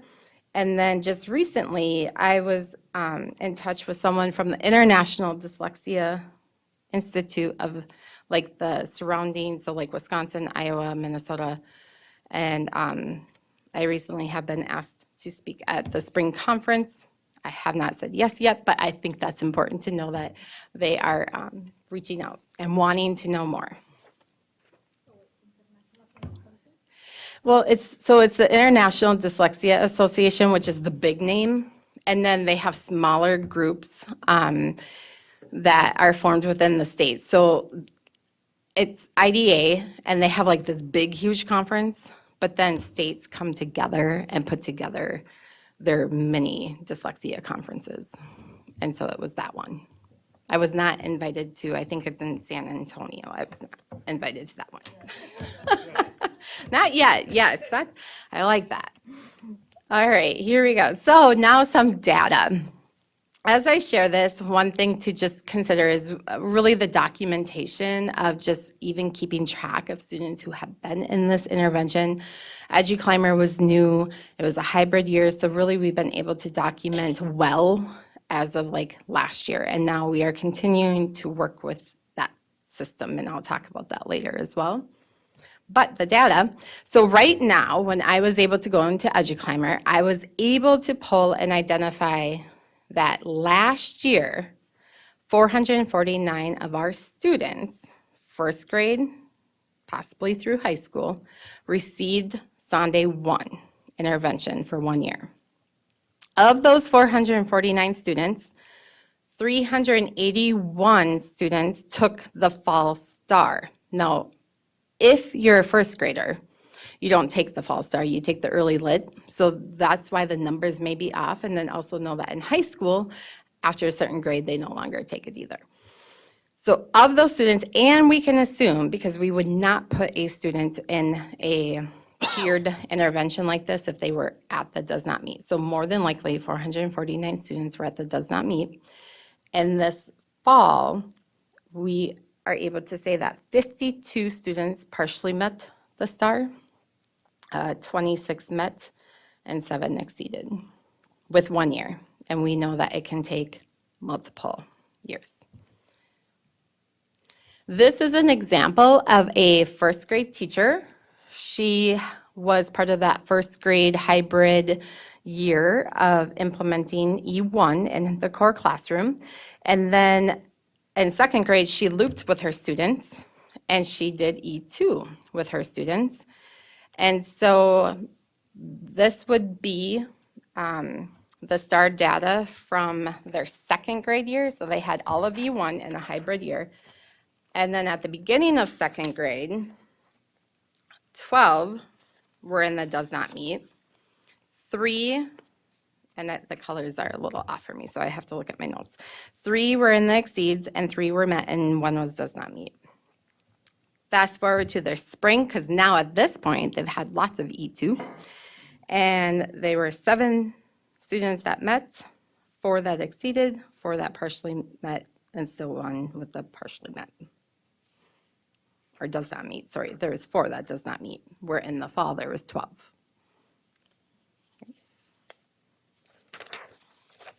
The next piece of data is this is a group, same type of situation, but this is a group of first graders. They're now our third graders.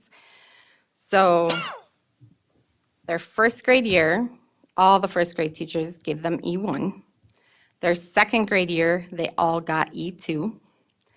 And then in second grade in the fall, 50 did not meet, 17 partially met, 20 met, and 3 exceeded.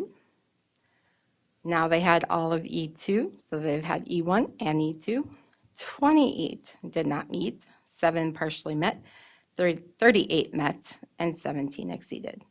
And that is just within the core. We can assume that more than likely some of these students also received that tier 3, which could be a Let's Play Learn or a Sunday 1.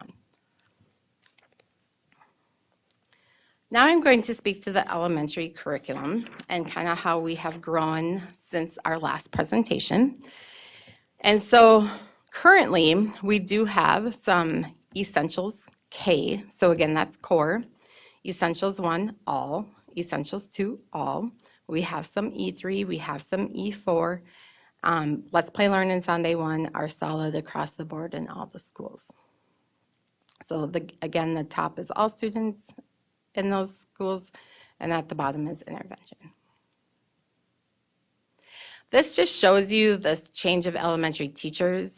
So in 2020, we went from 43 to 90 gen ed teachers, 21 sped teachers to 13, 8 APSIS to 10.5, 4 EL, and now currently in the elementary EL is not using it, but that's really because we are servicing all students.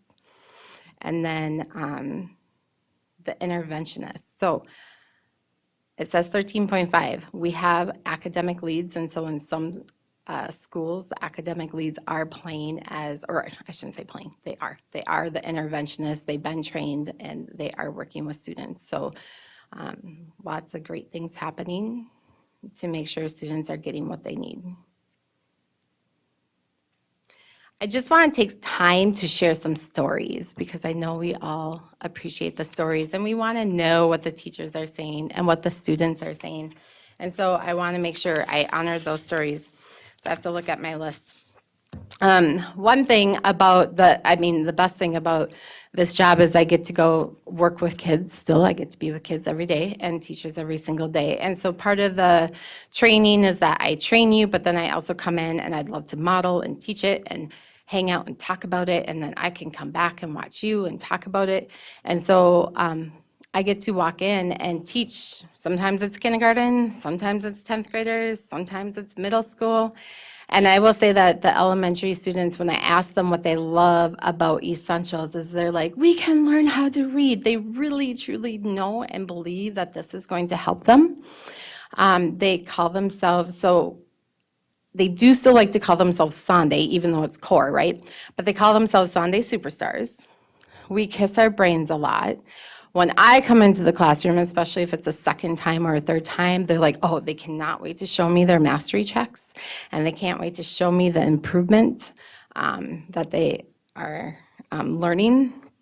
And the teachers, I know for a lot of first-year teachers, they just greatly appreciate the training, the support, knowing that they know that they are teaching kids how to read with that explicit instruction. And also just knowing what does EK need to know all the way through E5. It's great resource for teachers. And then at the intervention level, many interventionists will tell you that never before have they had so many kindergartners be able to, or their first graders, I should say, really be able to identify their letters and naming their letters and writing the alphabet. And when we really learn about how the brain is wired to read, that is one of the most powerful steps. The other thing that I have noticed just around dyslexia in general is the conversation about it.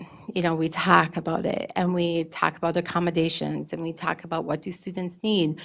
Some students have a diagnosis, some we say characteristics of dyslexia, but ultimately when we are talking about reading, the brain needs to be wired to read, and there's lots of great things coming out that what works for the dyslexic brain really works for all the brains.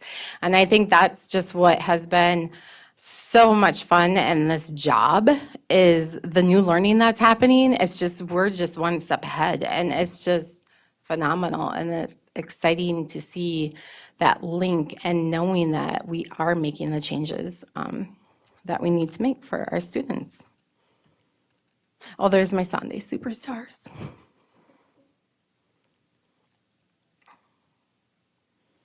secondary curriculum. So in December, we had, or I'm sorry, in 2020, we had interventionist, special education, EL Reading Foundations 3, Riverwoods at the time, and now currently, and last time we presented, we also asked for the science of reading to be approved for the high school. And so we are on the second year of that intervention. And we have now turned all the middle schools. So Kennedy has one period of a science of reading, which is what we would consider a tier 3 intervention for our students in the middle school level. At North and South, we now have full-time science of reading intervention teachers. And then at the high school, we have one teacher who then is 0.5 at Tech and 0.5 at Apollo. Catherine Johnson, we have teachers using Sunday 1 and Sunday 2 there. And then the EL Reading Foundations 3 class and special ed. One big movement that I have noticed as I went out, and I read with students all the time, and I read with many in the spring. And one exciting piece that I finally got to experience after a couple of years of doing this is that I did not find many of our gen ed students needing Sunday 1 after 8th grade, where before we did offer Sunday 1. And so right now, in the gen ed science of reading course, none of the students fall into that Sunday 1. So they're in the Sunday 2, and those students are helping us guide that instruction. They know what they need. That's the best thing about talking to the kids. They know what they need and they tell us.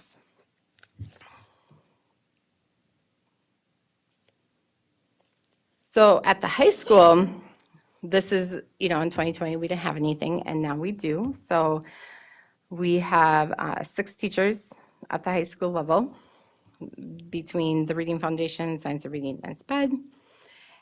And now I want to talk about secondary. And some of these stories are quite powerful because as we do get older, they know their brains. And so I also have been working with the counselors at the secondary level, big time. Students are reaching out and advocating for themselves and will say, I have dyslexia and I need help with this.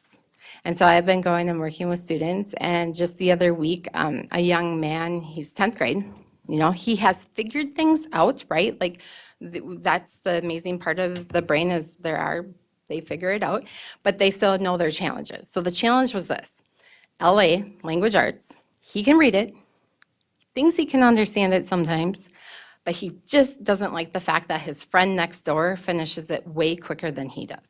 So he's like, what could I do? So I opened up StudySync and I showed him all the little tips and tricks. And I showed him how to play it reading to him, but he wants to read on his own because he knows he can.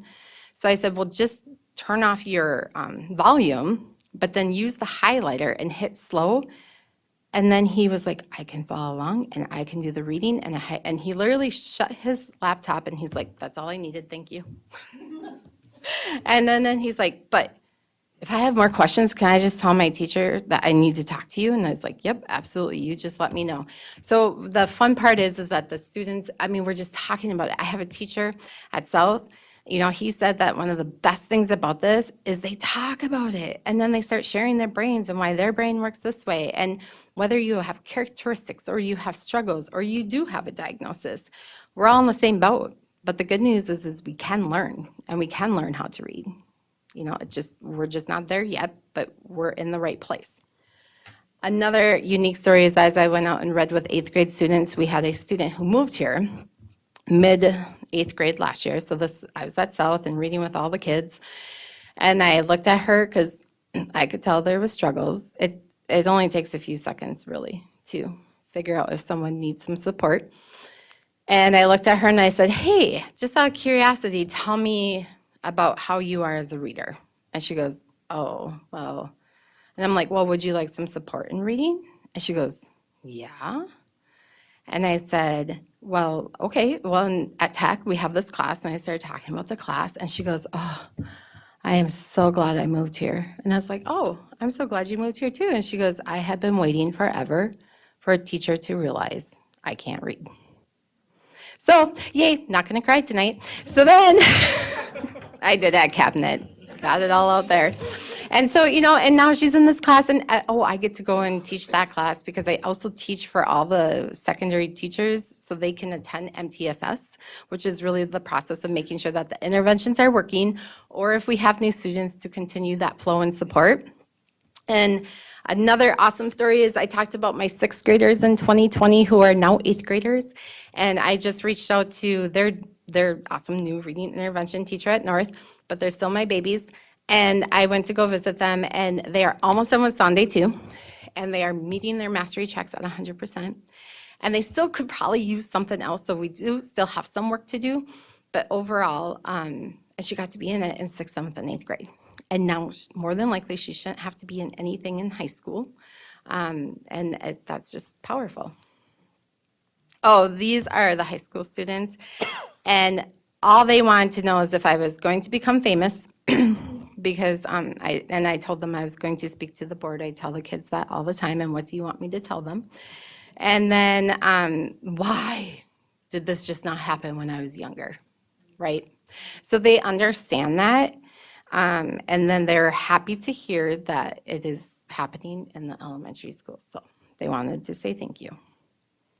Speaking to the brain, we are learning about the brain, so we also want the kids to learn about the brain. And Kelly Marcourt is the high school science of reading teacher. And she was like, okay, Katie, I want to make sure that they know why are they here, right? Why is this happening and what's working? And so she has created these awesome slides to get students to understand. And we've shared this with the other high school teachers, and I know even at the elementary, we now talk about how our brains wire. All right, those were all the fun stories. I have so many more, but you can always ask me to go out for coffee. I will share them all. So the legal requirements really is that all students take universal screener, and that is what we are doing. We also are identifying all students not reading at grade level. I would say that, yes, we are doing that. That I will say over again that the documentation process, that is what we are working on now that we're all in, now that we have EduClimber, now that we have our teams. I work closely with Jamie Conway and making sure that we are able to have all that documentation. We are providing the alternate instruction that students need. Learning and Teaching does then do the report to the Commissioner of Education by July 1st of a summary of our screeners. Oops, sorry. And then, the professional development. That was one of the first things I did tackle last year is I offered, and every single licensed staff member, K-12, I guess if they were present, right? They did get a full hour of understanding dyslexia, and most importantly, the accommodations that we can provide as educators. And then most importantly, that those accommodations are just great for the brain and how the brain works. So, I don't know why that had two, sorry.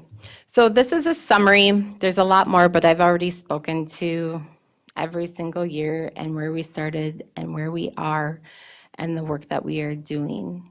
And this is just a nice little visual that provides you with a summary. But now we have next steps. And so with that, just with the work that I do, again, the K-12 being in all the buildings with all the kids and all the teachers, I do think that a universal screener review, like just really how can we be more efficient maybe in that screener process and the dyslexia screener process to make sure that kids are getting what they need and to see if they have the foundational skills.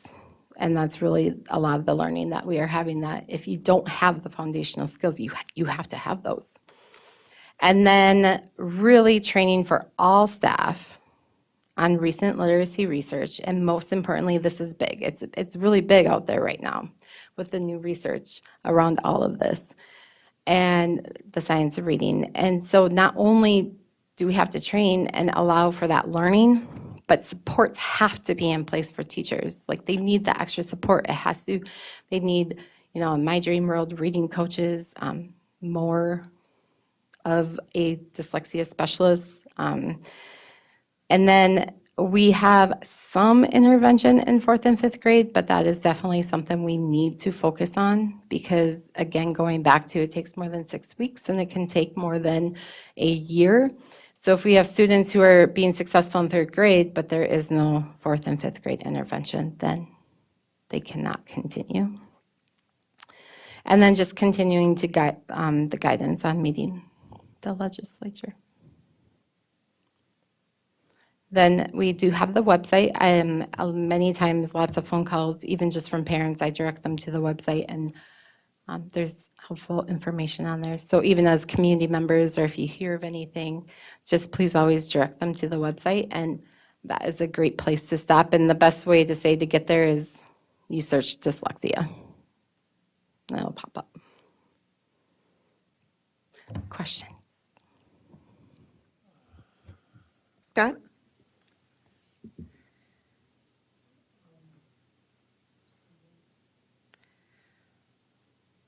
I would like to say thank you to former board member Jerry Von Korf. He was the leader. He was the man that pushed this way before other schools did. He put us at the head of the pack as the laws came in. Yes. Thank you, Jerry. You did a terrific job getting this going. Yes, thank you. Of course, but you're the board member behind it.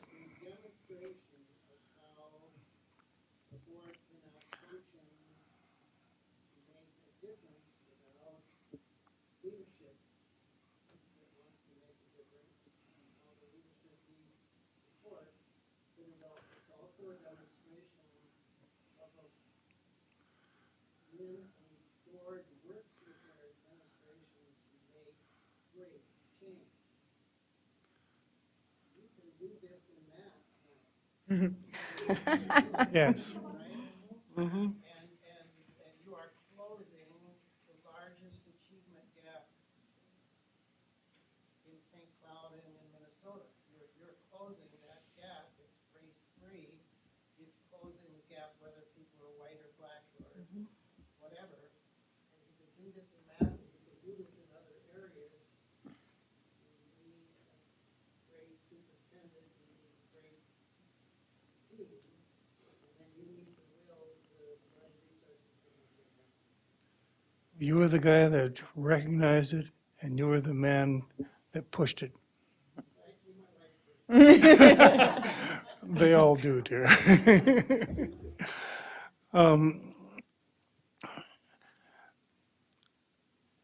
I was listening to National Public Radio the other day, and they've just completed a series on reading. You might want to look at it. But one of the things they said is that most kids don't read like they should. And that this stuff for special ed reading this Sunday, it's starting to be spread into the rest of the school population. Do you have the resources to do that? So speaking of that, so that again goes all around the science of reading, and I will throw out some things out there, but bear with me, I don't have the notes. So, but even tonight, I was providing some professional development for teachers this afternoon. Currently, only 36% of fourth graders right now in the United States read at grade level.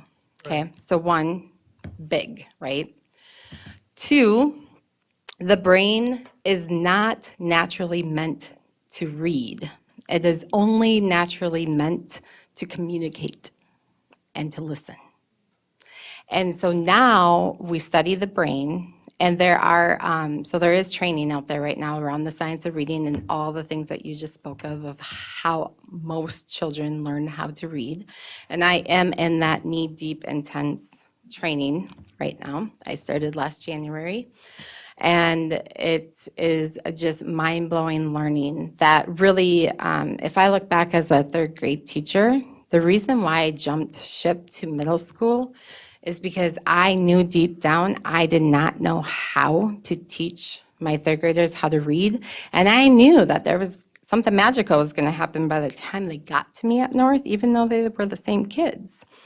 But yet, those kids came to me as 7th and 8th grade, and then I asked to be a reading interventionist because I was like, oh, wait, they're still not reading. And even then, we still did not know the answer. So like I was saying to like community members and friends and parents, because everyone hears me talk about this, I do speak to Jerry about like, wow, there's this guy about dyslexia, and then boom, and then now all this new research is coming out, and it's just unfolding, and it is just, we are in a wonderful place to really make those improvements, but I would say we do still need a lot that to continue that big picture. And it's the learning, What are the resources that we can provide for you? What do you need to spread it to the whole schools? So one of the things that we do need is the learning behind science of reading. And I do believe that we do need that K-12. However, that can look differently, right, for each grade level, because the training that I am taking is intense. So again, if the teachers get that, we need to make sure that the support is there. And I will keep speaking to that because, right, our teachers are the ones that are going to be the game changers, and just making sure that they have the supports. And so you would definitely need more people to support them. You know, right now I go to all 13 buildings I'm in 1 full day a month and do my best supporting them with the learning, and they want to know and they want to learn, but that takes a lot of time. And then from there, we do need more intervention, and especially 4th and 5th grade. And I would say, though, resources-wise, I feel quite confident with the resources that we have. Right now, it's learning, right? I could give anyone a resource, but if you don't have that knowledge of how that brain works and how to integrate our core curriculum with understanding that, you know, and then there's the phases of the reading and how do we move our students by understanding what phase they're in. There's a lot to that. And so that's where the support, I would say, is needed, is the learning Okay. and the support. I know that no one taught me phonics until I was in 12th grade. Right. It's like just in time for college, actually. So it's nice to see that we finally have something that works, because people have been looking for years. What works? How do we reach these kids? And I'm glad we've got something Oh, finally. me too. We have the answers. Thank you. Monica? This is so exciting. I want to know the story. What story? Did I say there was the story? Yeah, you said that you have many of them. Oh, I have many of them. Yes, you just call me and we'll hang out. I really should write a book. Okay, Yes. good. I have a question that I have every time that you do this presentation, and I think that I asked it before and you didn't know the answer. Wonder if you have found out. And it is about how dyslexia works. So if dyslexia works different, if your native language is different than English, and how does it work for bilingual students? I appreciate that conversation. So that is something even I personally with the research is still trying to figure out. So from what I'm personally learning, but I cannot speak right, because sometimes we all take things differently based on what we're learning, is that I do feel that the brain is the brain. And I was just speaking to, and I was at Clearview this afternoon providing some PD around reading. And then I took it upon myself because I even realized like the Spanish immersion, I'm like, wait, I have to do a little more digging about, because I want to respect the Spanish immersion teachers to make sure that like if I speak to English reading, is that really going to help support what we do there? And so what I found out was that if you're literate in your first language, right, then then you are more than likely to be literate in your second language, whatever that may be. I'm also learning that, but if you're not literate in your first language, then typically the brain is wired to read is the same in any English language. And when it came to Spanish, so learning how to read Spanish, it also went through the same phases of reading, but identifying that some things were different, because what's nice about like Spanish is, yes, but you can read it accurately, but our students may not know what they're reading. But with English, and so, but most importantly, in English, you aren't even able to comprehend unless you can be accurate and fluent, because the brain won't wire. It has to have that fluent, it has to be fluent for it to be really to remember what it read. Did I answer your question? So I'm still researching that a little bit, because I truly believe that yes, any brain can read English with explicit instruction. But that is my takeaway from my own personal learning. Thank you. So a follow-up of that question. The one thing that I always hear about reading about dyslexia that you just touched on it is that it's important, and people are talking about English, that kids sound the letters, right? And because Spanish is phonetic. Right. So I wonder about, why do they need to sound the letters, and what is the difference with the Spanish? Because if you learn the English language rules and you learn like the blend, so a blend is two letters put together at the beginning of the word, and sometimes there's blends at the end, so you can actually sound that out. Then, and remember, I'm still learning. This is all new, so bear with me. So we can hang out. We can get out the textbook.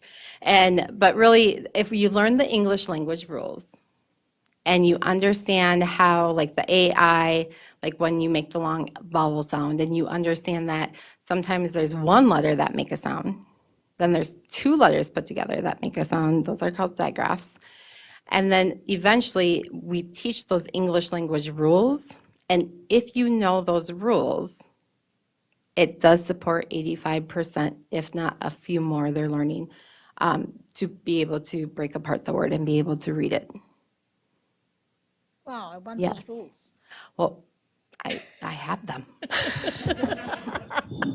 And we've talked about that. Like, I have adult education, like, I'm like, wow, if you're 90 and you don't know how to read yet, we can teach you how to read. Like, it's out there. It can happen. Cool. So I want to support Jerry's suggestion about doing this with math. I have not studied math yet. No, you keep doing what Okay. you're doing. But just a comment for Lori. Let's just go into the math, and I'm still missing this math person that we had. I don't know, a couple of years ago. What happened with her? What is Lori? Lori Posh. She knows what I'm talking about. The person that was teaching how to teach math. And we still have that? Yeah, we do. Are you thinking about our math specialist? Yeah. Yep. She, the one who came and did math. Yep. She's still with us, and we do have the CRA, the math that's going, and we are rolling out a new math curriculum next fall. So we are continuing, not doing new things, but we're continuing that concrete R abstract representational. Thank you. Right, that transition we're breaking down, right? Like the transition from kind of some of those rules, right? Very and similar. how your brain moves through those stages of understanding for math. So we are doing some of those things. Certainly, we've got work yet to do, as we know, but we are working. And then we're going to intersect all of that with arts. Yeah. There we go. Yes. They all go hand in hand. They all help the brain. Yes. So one last question. I'm really curious about what people wants to know when you go to those conferences and when people contact you from other schools and stuff. Like, just want to tell us one or two things about people. Oh, what they want to know. What they want to know. What they ask us. Yeah, I think the key thing is how do we speak to dyslexia is one big question I have, and how do we implement the screener? That is another question, and then most importantly, like, what do you do with that information with the screener if you don't diagnose, and how do you speak to that? And so the bottom line, even when I speak to parents, is this is what I can tell you, this is what we know, and this is how we can support your child. And those are kind of the phrases that I use. And then many also want to know just how did you start that intervention and what resources are you using? Why did you choose to go with that resource and not another one? And then I think many people have been also curious about the position, like a dyslexia specialist. And I do speak to board members who, have made that happen. You're welcome.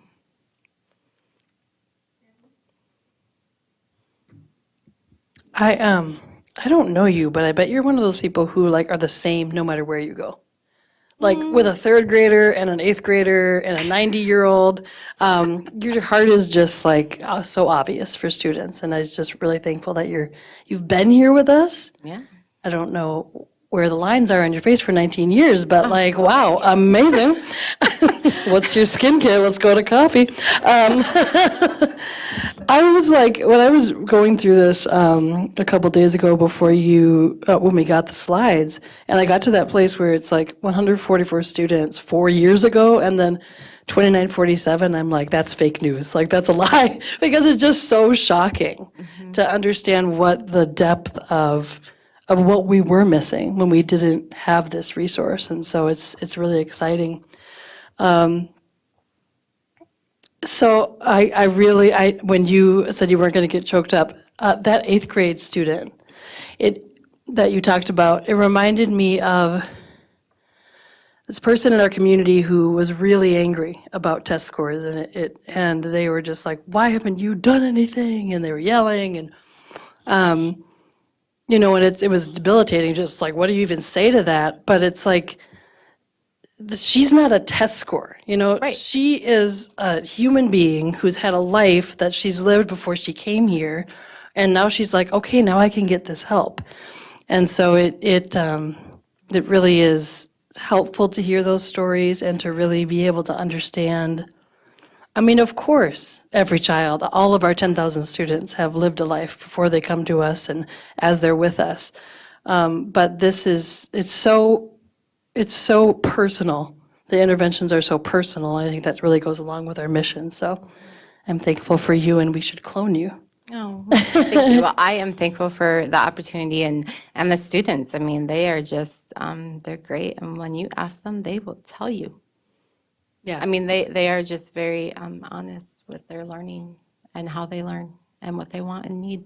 I used to teach middle school, and you don't have to make stuff up. You just ask, and they're like, "This is what I need for you to do." I'm like, Yes. Great, let's do it. I had one high schooler at a point, he's like, "You mean kids turn this down?" Right. And I was like, well, sometimes we're all at different levels of understanding what we need. Yeah. He's like, I don't understand. Why would you turn down learning how to read? I'm like, well, I know. That's, I get it. Thank you. I You're appreciated welcome. hearing from you today. Yes. No, thank you. I lost you on one of the slides where you're talking about that it takes about 2 to 5 years to get through all the levels of the program. But then you were also in the same line talking about 6 to 12 weeks of intervention, or, Got it. Yep, I can clarify that. thank you. No problem. So typically in the past, so just like prior to what I know now, right? In the world of education, when we see a student who is struggling, we would say, okay, we're going to narrow in on this, whatever this may be, and we're going to do it for 6 weeks to 12 weeks with what's called progress monitoring. So I'm going to do this instruction because I think this is what they need, and then I'm going to see if it's working and report. And if it's not, then typically in a situation like that, maybe we would try another intervention, or maybe we would try another intervention. And then typically what's most important is that if something truly is not working, then that is when you want to make sure you provide the opportunity for possibly an assessment to dig a little deeper. Well, now that we know what we know, when a student comes through MTSS and we provide a Tier 3 intervention and it is working, it will not, you can't learn to read in 6 to 12 weeks. So that's the big change. Thank you. Yep. And so we do have a lot of things in place of just that communication between the interventionist, the MTSS team, the teacher, to make sure that the intervention is working. and that we have evidence to support that. And if it's not, then what do we do? But to allow for time, it takes time. So then if it is working, then We allow we're it to- committed to yeah. them for that Yes. pathway. Just like the sixth grade student that Right. she's Yeah, now okay. coming, and it will be 3 full years. Thank you for that welcome. explanation. That makes sense. Dr. Green?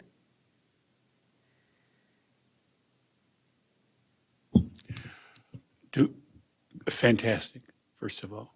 Thank you. Do we have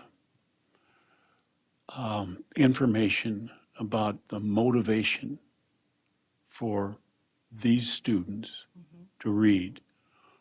It sounded somewhat, in one of the things you said about competition, they get done sooner than me. Oh, that was, that. Let me oh, just yep. finish that, because you may not even want to answer the question. But the other thing is that you said the brain's not wired to read. So why would we, the question is, what is the motivation for kids to learn to read that, I mean, is there something in the book, in the letters, in the thing that they want out of it that says they should read? Or is it, I mean, I noticed one of the slides, it said that everyone has a right to learn to read. Yeah. I turned that to responsibility. And I mean, it seems to me people need to be able to read, but there seemed to be, and the eighth grader, how do you get to eighth grade without being able to read? Because I understand that when it comes to slam dunk and basketballs, you don't need to read to do that. And we had people at Michigan State who could slam dunk a basketball and couldn't read. There was a reason for that, but how do these kids get to eighth grade? They must have some coping skills. Well, I'm glad you asked that. So there's a lot of stuff in there. It just, No, my brain went that So way. I'm going to start with that. So a lot of the, as I work with all the students, typically after I do a screener and we hang out, because I love to get to know our students, I start with, tell me, where did you go to kindergarten? Tell me where you went to first grade. Tell me where you went to second grade. And just those first 3 questions tell me a lot. So many of our students transient. They go to multiple elementary schools. There's some, and then of course we have students who may not start school till a little later. And then we have students where they really share their stories, and that's when the tears flow, their reality, their life.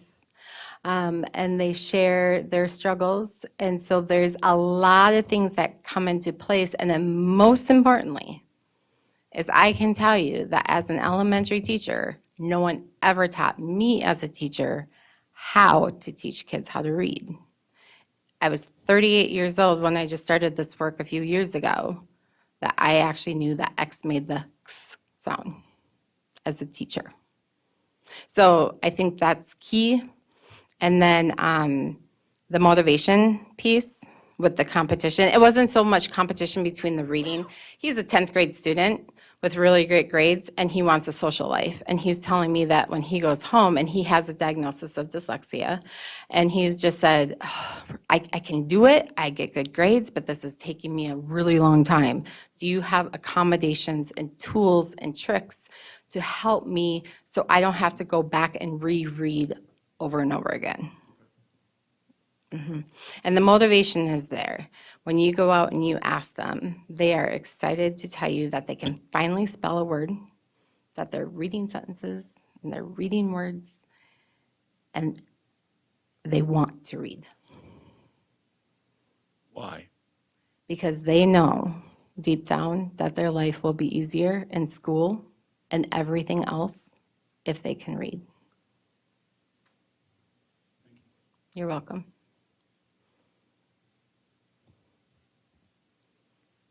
Anybody else? Otherwise, I want to open it up to our honorary, if they would like to ask a question, make a comment. Love to hear from you.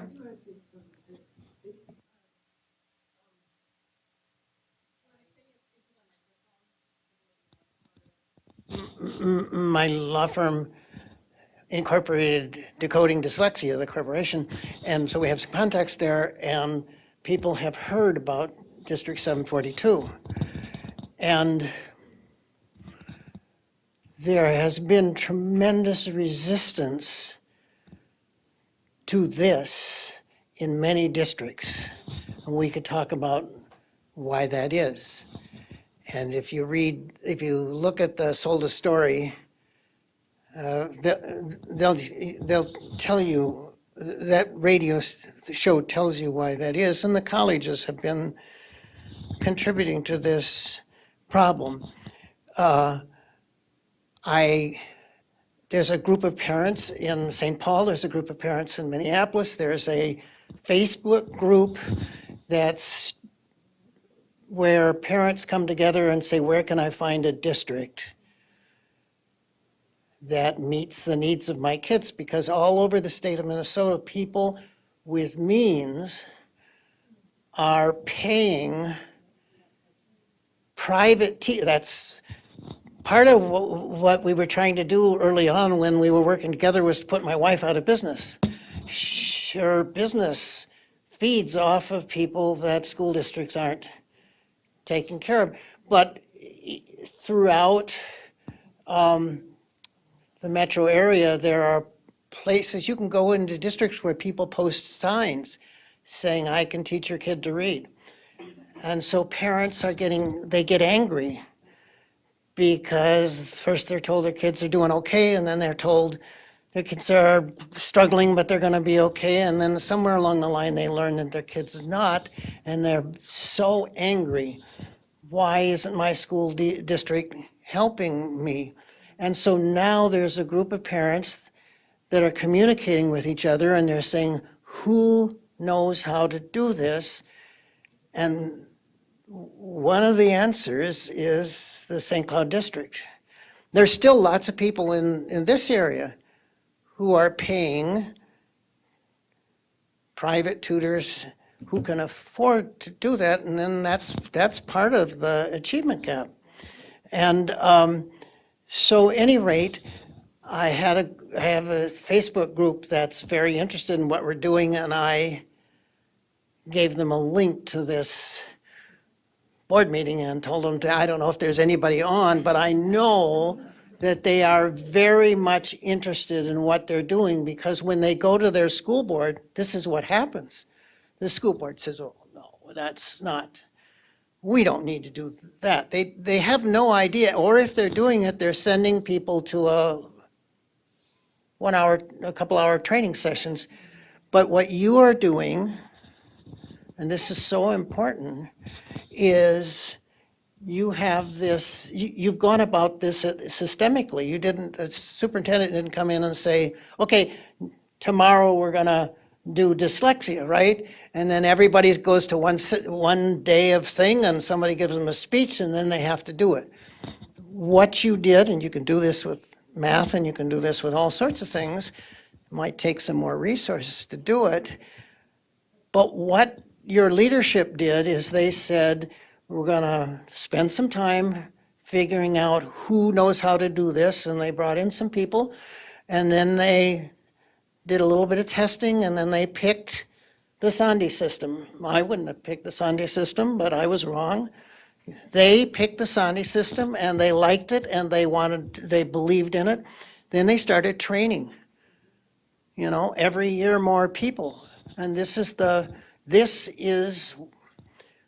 why this is working, and what lots of other people aren't doing, because they don't go about it systematically with a 5-year plan, and you have put a lot of resources in this. How much have you actually put in this? I'll bet you put $1 million worth of time so far into this if you put a price tag. And it's $1 million that's giving you tens of millions of dollars of work. But I just wanted to mention and ask if there's any way to hang on to the video of this. Either with a time mark, but really, I know dozens of people who, if they're not watching now, because it's kind of hard to wait, would really like a video of this that they can use to explain to their school boards and their superintendent and so on, how the right way to do this. So that's my, this could not have happened just because board members pushed it to happen. That, the board members put, I mean, it's a component of it, but what really happened is the special ed leadership, the curriculum, the superintendent blessed it. I don't know that he made it happen, but he watched over it and happen. All of that together, a systematic, step-by-step, thoughtful, long-term plan, fixing it when it didn't work and putting in things that, to replace the things that aren't working. This is how change happens in education. So thanks. I'm really excited to hear this and watch good people having accomplished this. Jerry, this is on the district's YouTube channel too, so if that's what you were asking for, somebody to watch this, it's on our YouTube channel. It'll be up shortly. Jerry? Oh, We okay. have technicians that can extract this out And as put a it separate. That's a great idea. separate presentation. They can do it. They're laughing. They know, they'll have it out for you. There's cake before you over there. I leave. think we can bribe them or something. And Okay. I just, Jerry, I just want to also speak to when you brought up that, we have parents who can pay for that tutoring, right? Well, I do want you to know that we have had families now that have invested in us teaching their child, because the research does show that if you are in a tier 2 and you're receiving 2 types of Orton Gillingham programs, the brain can't get both at the same time. So that is a big question on the flow chart when we do process these decisions with the families. And then we lay out your options. And, but you don't want your child to get both. Yeah. I just want to say thank you to Katie and the team behind your, and I think to the point that was made by Jerry is the systematic nature of this work and the heart nature of this work, and when it's combined, it's so powerful. And so I think the work that Katie has seeded as our teachers see the success of kids, right? That's why we're all here, right? That's to the motivation, right? That's that success. And so as teachers are starting to see that and understand alongside this new research, right, that we as educators weren't always as well prepared as we wish we were around reading. And so it's been really neat recently to see a groundswell among teachers, which I credit a lot of that from this work that this team is doing, asking us for more training, more education, particularly around the specific curriculum or learning is called LETTERS. You may have seen that floating around the state, and North Carolina just mandated it because they're seeing such profound difference in the outcomes for students. And so teachers met with me last Friday saying this is a game changer. This changed everything about how I teach and how the outcomes I see for students. And so it's something that as a district administration we're looking into for the future, but it's really a call from our folks who are on the ground and watching the success that's happening, saying, we want to know more. Right. And so we're really excited to see, we're working with different stakeholders now to see, might that be possible here in our district, to answer that call from our teachers to know more. So that's really exciting. And so thank you to your team for all of this. Thank you. You're welcome. Yeah, thank you very much. This was an incredible presentation. Thanks for coming and showing it to us. You're welcome. Thanks. I wish you all a great night.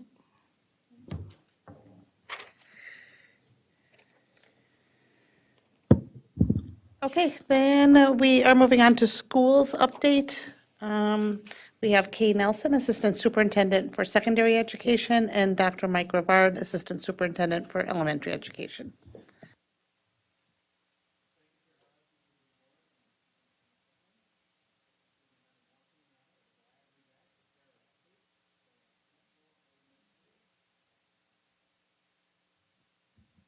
for our preschool, elementary, and secondary schools. Out with preschool tonight.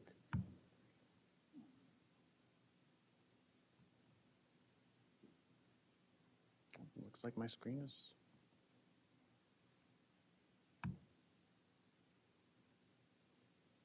There it is.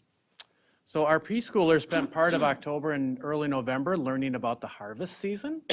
We see our students on the left-hand side setting up their displays for the farmer's market and then seeing their items up for sale in the top left-hand side. Our friend in the middle is using early literacy and early numeracy skills to follow a recipe to make pumpkin and apple pies, better than Mr. Rivard would. In the picture on the right, the children are working on building construction.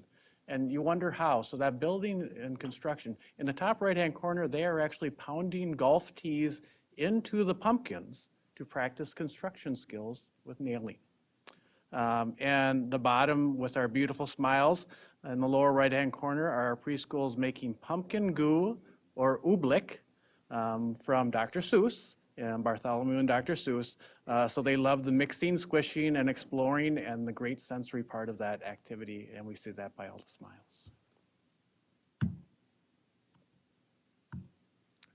On to our elementary schools. The Kennedy Winter Family Engagement Night was a huge success this year. Our families came out with many participating in robotics in some of those activities. Multiple steps in what happened that night are displayed in these pictures. We see on the left-hand side our adults and kids doing some step-by-step planning on how they would put together and have their robot execute some activities. They learn how to break down situations into parts and remove any unnecessary details. And then they create their programs, which we see in the middle. And then by the end, they're downloading their program on the right-hand side, and that little robot there is called a dash and dot robot. And we'll see that a few more times in our presentation this evening because it seems to pop up at a lot of our schools. So we see this theme of robotic continuing at Oak Hill. Oak Hill this year is piloting a robotics club.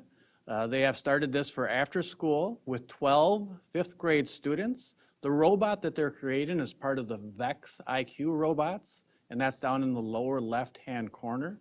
That robot has a computer in it that they will need to code, and they will also need then to build it and fabricate the parts around it and bring that all together to make their computer work, to make the engine functional, and then input their computer code to achieve what would be called, the game they're going to play is called Slapshot, and I'll learn more about that next week. But that's what they're building and working on. The goal is to have competitions within Oak Hill because they'll have 3 teams. However, maybe someday very soon we'll have our elementary teams competing against each other in robotics.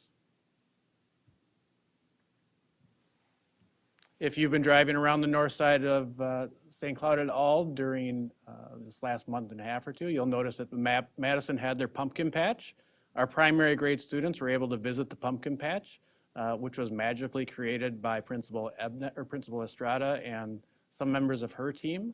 Lots of wonderful learning was going on out there as one day those pumpkins just arrived and showed up. They weren't necessarily growing out there. Our middle picture is on Veterans Day, and if you look into the middle there, you'll see Mrs. Cruz, who again this year puts on a wonderful presentation and assembly with many of our veterans coming and our students honoring them on that day. It's an amazing thing to see when Mrs. Cruz is leading the students through that. And on the right, as we get closer to Thanksgiving, we see a Readers Theater Day opportunity where we had parents come in and our 3rd grade students at Madison performing Readers Theater, not only for some of their peers in 3rd grade, but there was some parents over onto the right-hand side who were able to return to our school and see their kids perform. Our friends at Lincoln also had some things going on over the last month and a half. In the lower left-hand corner, our students are creating art for senior residents at the care facility at St. Benedict's. Above this, we see the St. Cloud Fire Department visited, and all the 3rd graders at Lincoln were able to learn fire safety from these firefighters. And they also got to obviously see the fire truck up nice and close. In the middle, we see Principal Ebnett celebrating the Lincoln November Students of the Month.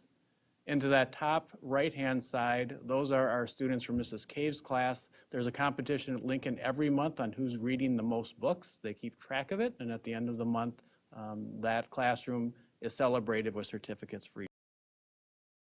And then in the lower right-hand corner, lo and behold, I don't know how that dot and dash showed up again, but Lincoln is also using the dots and dash.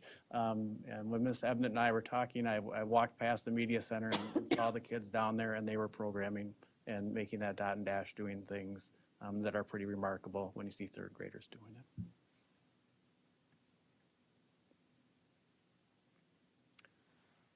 At Clearview, what I found spectacular to be able to see, down in the lower left-hand corner when I was visiting Clearview's Facebook site, they were celebrating their bus drivers, welcoming them, and then they had a little information on each of the driver. It was something I hadn't seen before in my other schools, and I just thought, what a wonderful thing to share. It came out in early October, and what a way for our parents and everyone within the Clearview community to know the service that those bus drivers provide.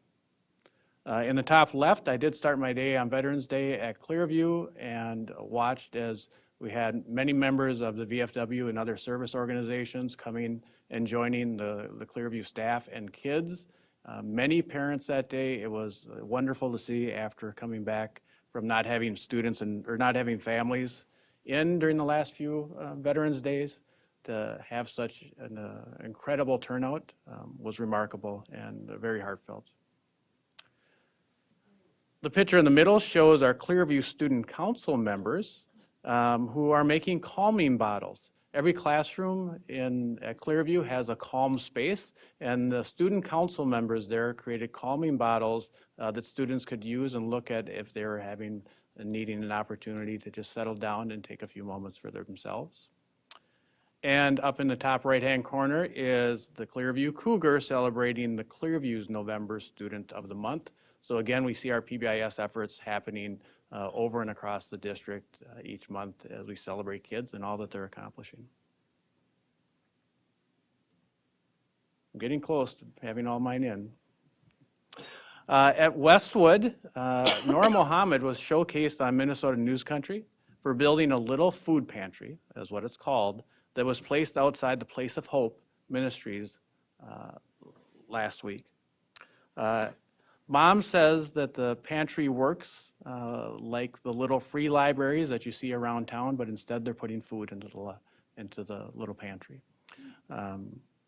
Nora says she felt inspired to do this, especially after seeing more people struggle due to the pandemic. And I believe that Nora really is the inspiration in this picture. And I believe that concludes the elementary report. All right, thank you, Dr. Rivard. So moving to our secondary schools. First up, we have North Junior High, and so we have a few different events featured here. The top row of pictures is from North Student of the Month breakfast that took place yesterday morning. This event is one of the ways our schools recognize students who are achieving academically and recognizing students who are making a positive contribution to their school community. The bottom left photo represents the Atomic Pickles robotics team. North hosted a 28-team tournament for middle school teams from across the state of Minnesota last weekend. North and South teams both did very well, receiving awards. Two of our North teams received high enough scores in skills to qualify for state, and the Atomic Pickles are currently in first place in the state of Minnesota for their skills scores, so they'll continue on. And lastly, the picture on the right, I just thought this was, this is a picture of Principal Brian Nutter and Assistant Principal Sasha Hansen. They were getting geared up for turkey bingo. I just thought it was too cute not to share with you.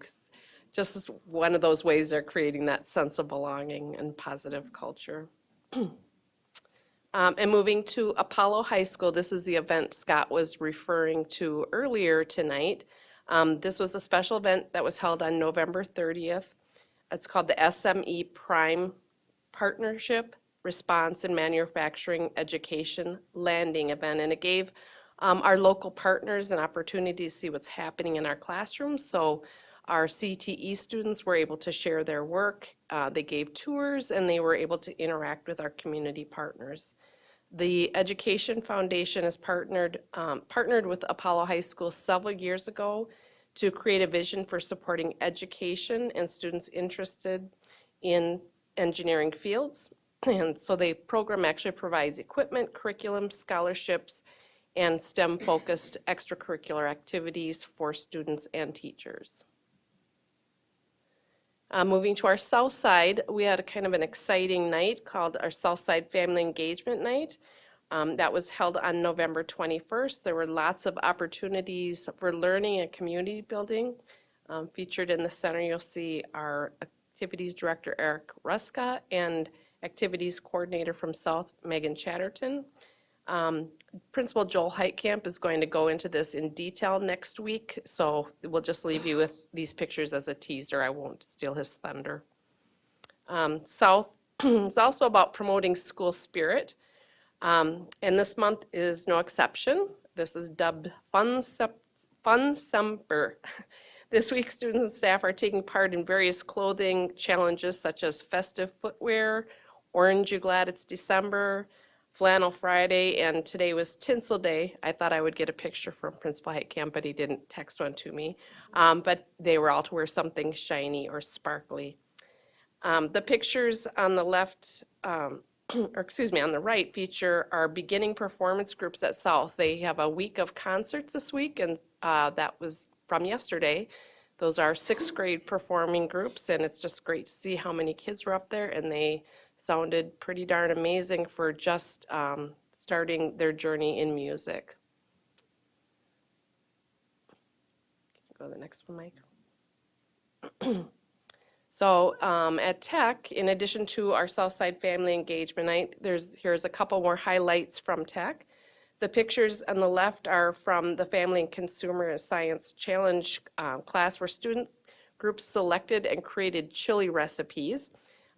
They then entered their creation into a blind taste test, so there was lots of different guests and students that came in, and they had the opportunity to taste a sample and place their vote.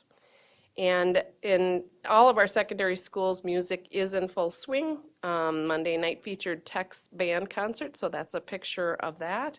And next week we'll have concerts at both high schools on Monday, with the following week featuring Tech's orchestra and Apollo's band.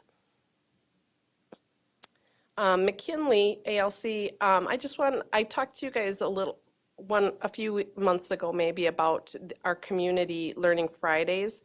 And if you did not have the opportunity to see the blog that's on our website, it's really really well done and worth the read.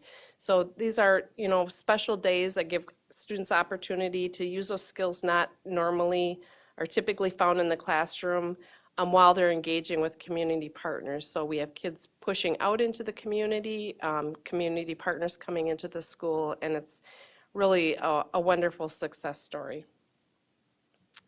And lastly, just to feature a few of our activities going on. So on the top left, our school theaters have been busy with both middle school and high school showcasing productions. South will be presenting Annie December 15th, 16th, and 17th. On the top right, Apollo's bowling team headed to the state tournament in St. Paul. While the team did not move on in the tournament, it was a great experience. So you can see they had a pep fest, the band was out, and all of the student body cheering them as they were headed to state. On the bottom left, our Tiger Robotics team finished qualifying rounds for Granite City League in first place, and 4 out of 5 of our tech teams are in the top 10. So they are pushing hard for another championship this season. And on the bottom right, our adaptive soccer had a great state tournament showcasing and an all-around awesome experience. So as you're aware, we've entered our winter sports season, so there are lots of events to take part in.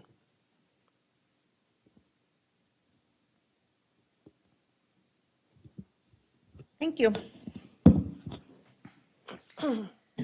Okay, just a couple things left here. Then we have two board policies. We have Board Policy 211, and it's the first reading. It is criminal or civil action against school district, school board member, employee, or student. Dr. Mike Rivard presenting tonight, Assistant Superintendent of Elementary Education, and you're presenting no changes. Yes, I am. So Chair Hawes, this was revised in 2016. We reviewed it with no changes in 2019. Same, we are recommending no changes this evening. Okay. Do we typically bring this forward if there's no changes, or we? For the 200 policies, board development asked that we do. Got it. Okay. Any questions, comments? We're good on that one? Thank you. Okay. And then proposed revised board policy 212, first reading, and we're bouncing over to Kay Nelson, Assistant Superintendent of Secondary Education. This is school board member development. So this policy was actually sent to you in August, and we are just getting to it now. But so the input that is on here is actually from the whole team. We are just recommending two changes. One is in item B, just ensuring that school board member workshops and activities are sponsored by local, state, and national school board associations only. So just taking out that extra verbiage, and that aligns it with what MSBA has. And the only other change is just changing item D, the word school board will reimburse to the school district. Al? I have a couple of comments on it. First of all, in the first paragraph, there's a typo that should be fixed in service.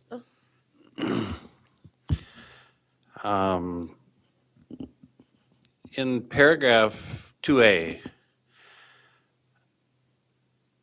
it's a confusing paragraph to me because it says two things. It starts out by saying that new school board members will be provided the opportunity and encouragement to attend the orientation and training sessions. And that's followed by a sentence that says school board members shall receive training in school finance and management developed in consultation with the MSBA. And I know there are different MSBA workshops available, and that might be what it's referencing, but I'm wondering if that wouldn't be better rewritten to address the shall receive part first, and then in addition, school board members will be provided the opportunity and encouragement to attend the other trainings. It just, to me, it would make more sense, because I think the gist of that statement is that school board members shall receive or must go to the School Boards Association training for financial management of schools. So it's just a thought for the second reading.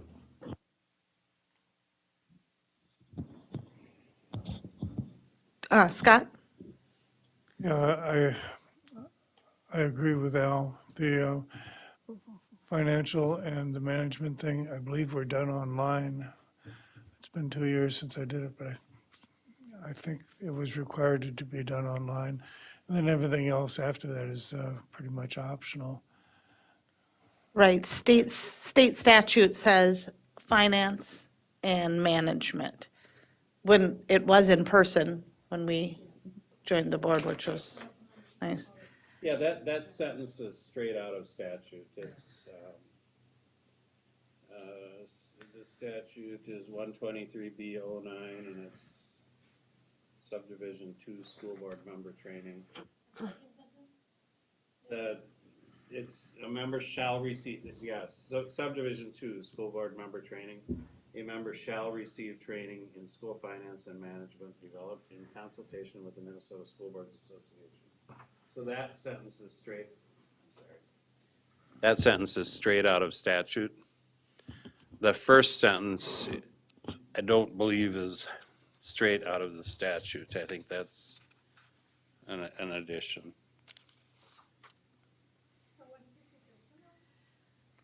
He's suggesting that we move the required sentence first and then above and beyond that, yeah, the, in addition.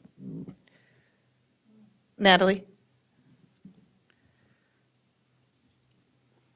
I guess I'm unsure why we have the first sentence in A at all. I think what my understanding was as coming in as a new board member, it's mandatory to do these two things. And so I think that should rest alone without that first sentence, like just cross out the first, because the first sentence in A is basically what B is saying. Agree. Right. And if we need to put in B, MSBA, but it says local, state, and national. So I think that that's confusing. I agree with Al. I'm cool with that, just strike that first sentence. Do you guys like that then? Better. Get rid of the first sentence because we are saying that in B. Any other comments? All right, good conversation. Al and I attended something. When this is done, maybe he and I can tell you about it.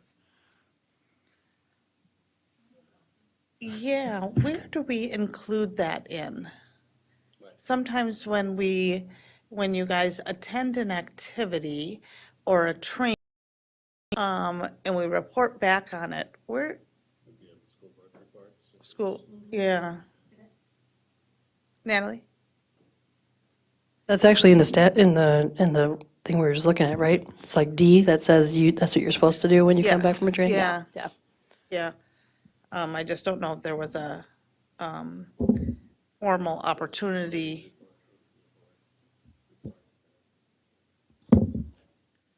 Yeah. Monica? I don't think that it has been a formal opportunity. I think that when we have reported, it's kind of like a raise your hand and do it, but I think that it would be a good idea to have a time in the agenda to do it. Just request it or something. I'm not sure that we need to change policy or anything like that, but maybe practice and just encourage us to ask the chair for time in the agenda to report.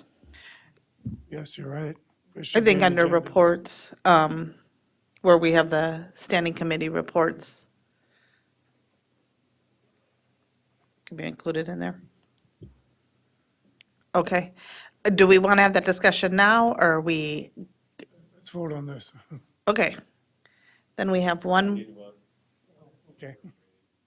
Okay. right, oh, yeah, okay. Okay, so are we okay to move on to, did you want to report, I know you guys attended a function. Yeah, do you want to talk about that? And then, Sure. okay, go ahead. The School Board Association has delegations from different regions of the state and different districts within those regions. Alan and I volunteered to be delegates for our region last week, and we met down in Minneapolis. And we spent a whole day reviewing resolutions for the government committee to present to the legislature. I think there was about 18 different resolutions, and maybe Al can tell you something about them. I don't know if I'm really prepared to talk about the resolutions themselves, but yeah, it's the Minnesota School Boards Association has delegates representing each area within the state, and they bring everyone together for a delegate conference where delegates have the offer to join came in late, and so we really weren't involved in the earlier portion of devising or writing resolutions. But there was, I think, yeah, it was 18 resolutions or so that the members of the conference voted either for or against, and that then the Minnesota School Boards Association takes that input and those resolutions that passed, and they develop their legislative platform based on the input that they received at the delegate conference. And So the next one will be a year from now. And I would assume that now that we are on that committee or what, on there, from what I understood, we'll be invited back the following year. So sometime next summer, I would look for well, let me put it this way. We'll probably have to get our legislative platform done earlier so that we could incorporate that into some resolutions to bring to the School Boards Association to get them to incorporate that into theirs also. It's another avenue. We can use our platform to go straight to the legislature. We can use it to provide it to the School Boards Association and ask that they incorporate that into theirs. And we can also ask AMSD to review our platform and include that in theirs also. So it's just an avenue of providing some feedback to the legislature on what the priorities should be. Were you both voting participants? Yes. Yes. And did you vote yay or nay on each of the 18 presentations? Yes. Is that how it was? Okay. Interesting. And about 3/4 of them passed, and about 1/4 of them did not. And they're not prioritized or anything? No, and there's probably 150 people in the room, so it's, your individual vote isn't real significant, but the room was pretty consistent in voting yes and no. Well, thanks for attending. Does AMSD have a similar system, or what do they have there? You're kind of our delegate, or they have an executive board? It's not as formal as MSBA. Okay. Okay. Thank you. That was, thank you for, And if anyone's wondering why we were selected, it's just simply because MSBA sent out a newsletter about 3 months ago, and it said we're looking for delegates from Area 21, which includes St. Cloud area.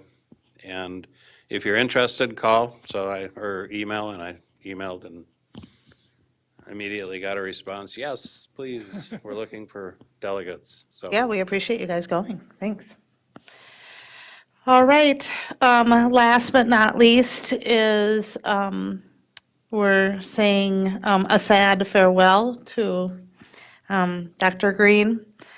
And so first I just want to, Dr. Green, I know this is kind of like deja vu. Second time around. Yeah, second time's a charm here. But one more time, we're going to come at you here with a plaque that says that we appreciate the last 15 years that you have, I hope we have the years right, dedicated to the district. So, thank you. Thank you very much.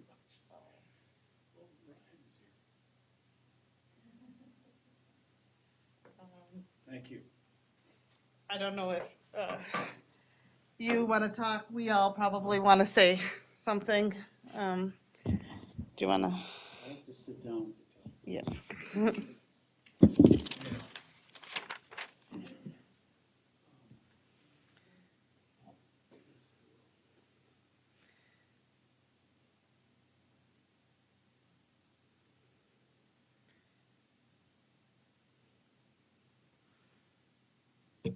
I'm not going to do this long and drawn out.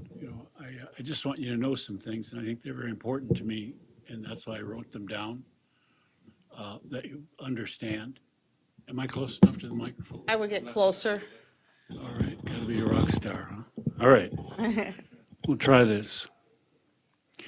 I think that I've had the opportunity to work with people who are a great deal smarter than I was. And that includes district staff of all levels.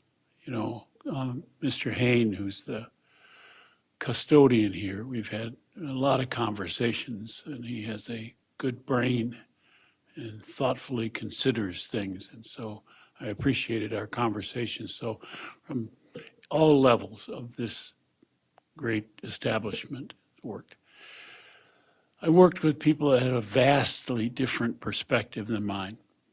And I actually learned the real value of diversity through those interactions, that I violently disagree with some people. But their words and their thought patterns helped me to rethink and come back with what I was thinking from a different way. And so the importance of diversity, beyond the political correctness of it, is in the thoughtful patterns of the way people think about their lives and about their jobs and about how they can best interact and bring that value to the table so that the people we are supposed to serve get the quality of all of our brains collectively having to come to a decision that includes all of that stuff, that makes sense. I also feel like I leave here with this district in really, really good hands. Good, courageous hands. And the superintendent and the staff, the people who sat there today, who have, they made, and I wrote, one of the things, my notes I wrote down,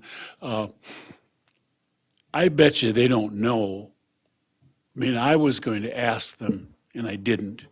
Do you think maybe you just scratched the surface and that you have so much more to do and so much more that's going to open up in the next 5 years?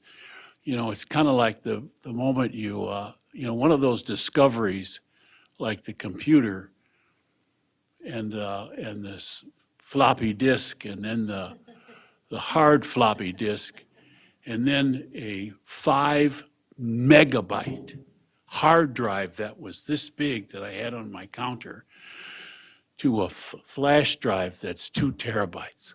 And it happened so quickly. So the brain power we have and to bring it together to talk about their ideas and to listen to them openly, I learned that here. I learned that, and I didn't know that before. Natalie and Monica and I probably are well different ends of the world on this, but the forced necessity to come together with those decisions because we had a 9th grade student or an 8th grade student or a great group of students for whom we were responsible made this work painful and the most rewarding work I've ever done. I have been rewarded in my life unbelievably. But this activity, this last 4 years, no, the last 15 years of doing this, because I've worked with some really interesting people. But let me just tell you what and I remember saying in the first years of this, and I say it now, that what all of that stuff comes down to is this is good duty. This activity is good duty.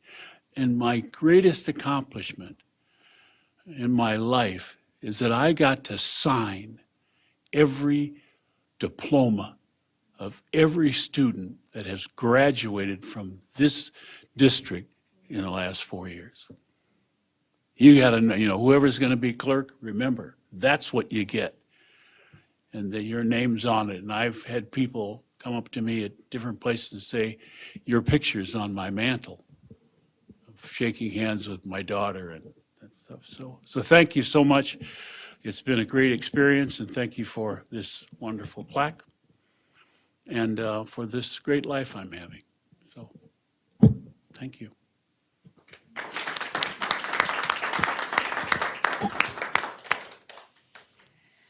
Do people want to, say goodbye or thank you? Yeah, okay.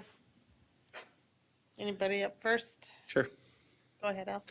Yeah, Les, I personally want to thank you for the last 12 years or so, 10 years since I've been on the board, and the last 15 years, and not only the last 15 years, but probably the last 40 years that you've been an advocate in St. Cloud, and probably one of the most influential people of color in St. Cloud in those years. You think back to when you first came here, there weren't a lot of people of color. It was White Cloud back then. And we still do have a street called Division Street. And you, from the very first day that I knew you, you approached issues as they came forward, but never in an intimidating way, never in a scary way. One of the things that I appreciate most about you is you have an ability to make a difficult conversation not so difficult. And you listen. And rarely ever have I felt attacked or that I'm saying something wrong, or and I really appreciate that about you, because it doesn't go that way with everybody, that more than anything meant a lot to me, and I learned a lot from you because of it, because I wasn't being attacked. I was open to listen also, and that makes a huge difference. But I really appreciate everything that you've done for the district, for the town, everything, all the way back to the days that you were barefoot skiing down the lake. I've heard all those stories too. Natalie? I remember when I learned that you were running at the same time I was, and I was like, I don't have any business running for school board if Les Green is running again. And so I first met you when we were at WJON, doing some talking as we were running. And I knew you were going to come in, and I'm like, oh man, this guy's like larger than life. His reputation precedes him. And then you literally had to duck in the door, and you literally were larger than life, like taller than I knew. And you spoke with such passion. And I think there's this mixture in you of humility and pride that's like just the right, like if you just really I don't even drink that much, but like a really good drink that's mixed correctly. That's what you remind me of, aged quite well. And something I've talked about a lot and I've learned a lot about is how do we center lived experiences in the way that we do our work as a community. And your lived experience is the reason that we can do a lot of the work here in our community, and that we continue to do great work together. So we haven't always agreed, and that's been some of the most joyous times of being on the board because we don't hold a grudge. We're just like, yeah, we're different. And at the end of the day, we have the same goal. We just have a different way of getting there. So thank you, Les. Monica?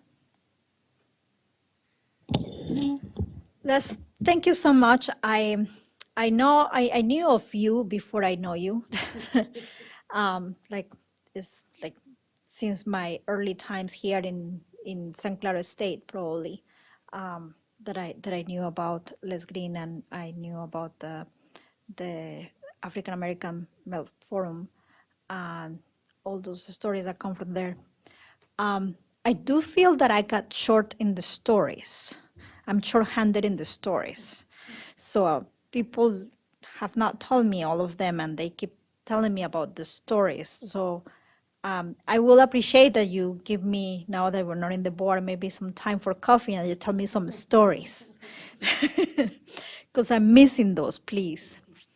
In the board, I appreciated a lot when you came in. I was having a hard time in my process within the board, in the way that I felt comfortable at the table. And having you at the table and having you noticing very subtle the places where I needed support and being very kind about that was very much appreciated. So I wanted to tell you that yes, I felt it, and I know you did not do it just because. I know that you put an intention on it. So thank you for that, and I really appreciate it.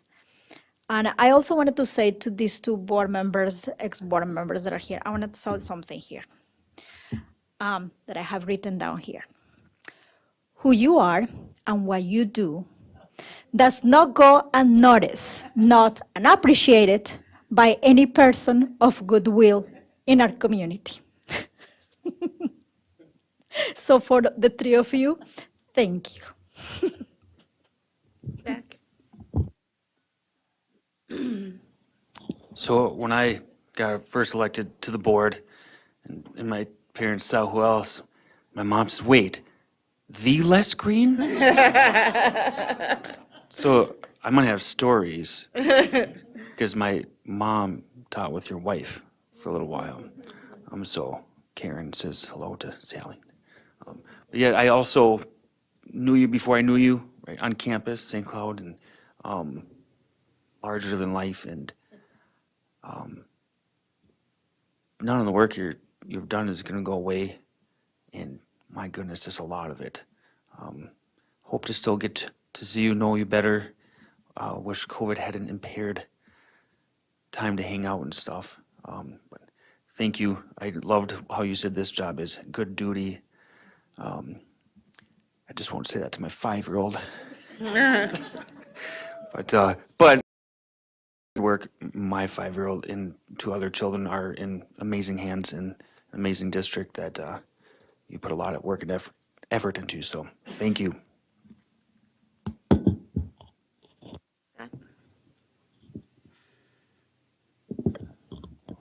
Well, I kind of met you a long time ago. You and my wife worked together at the St. Cloud Children's Home. And there were times when your very presence just settled things down a lot. But it's been really good knowing you over the years. You tell some good stories. And it's been great having you on the board. You give a different perspective than the rest of us would see things. And it was nice when you would speak and tell that perspective, because it opened up the eyes. We saw differently, we saw better. And thank you for your service.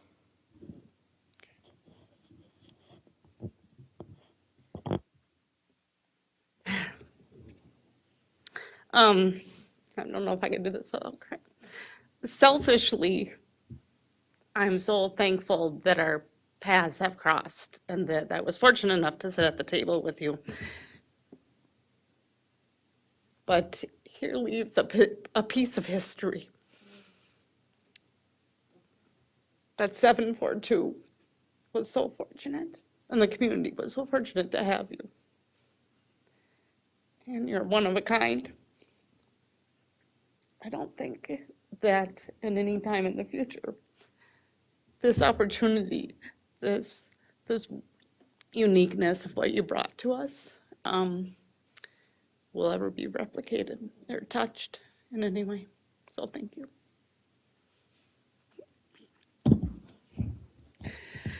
Okay, sorry, I'm a crier. Meeting is adjourned. It is 9:52 p.m. and we're actually back next week, December 14th. So thanks for watching.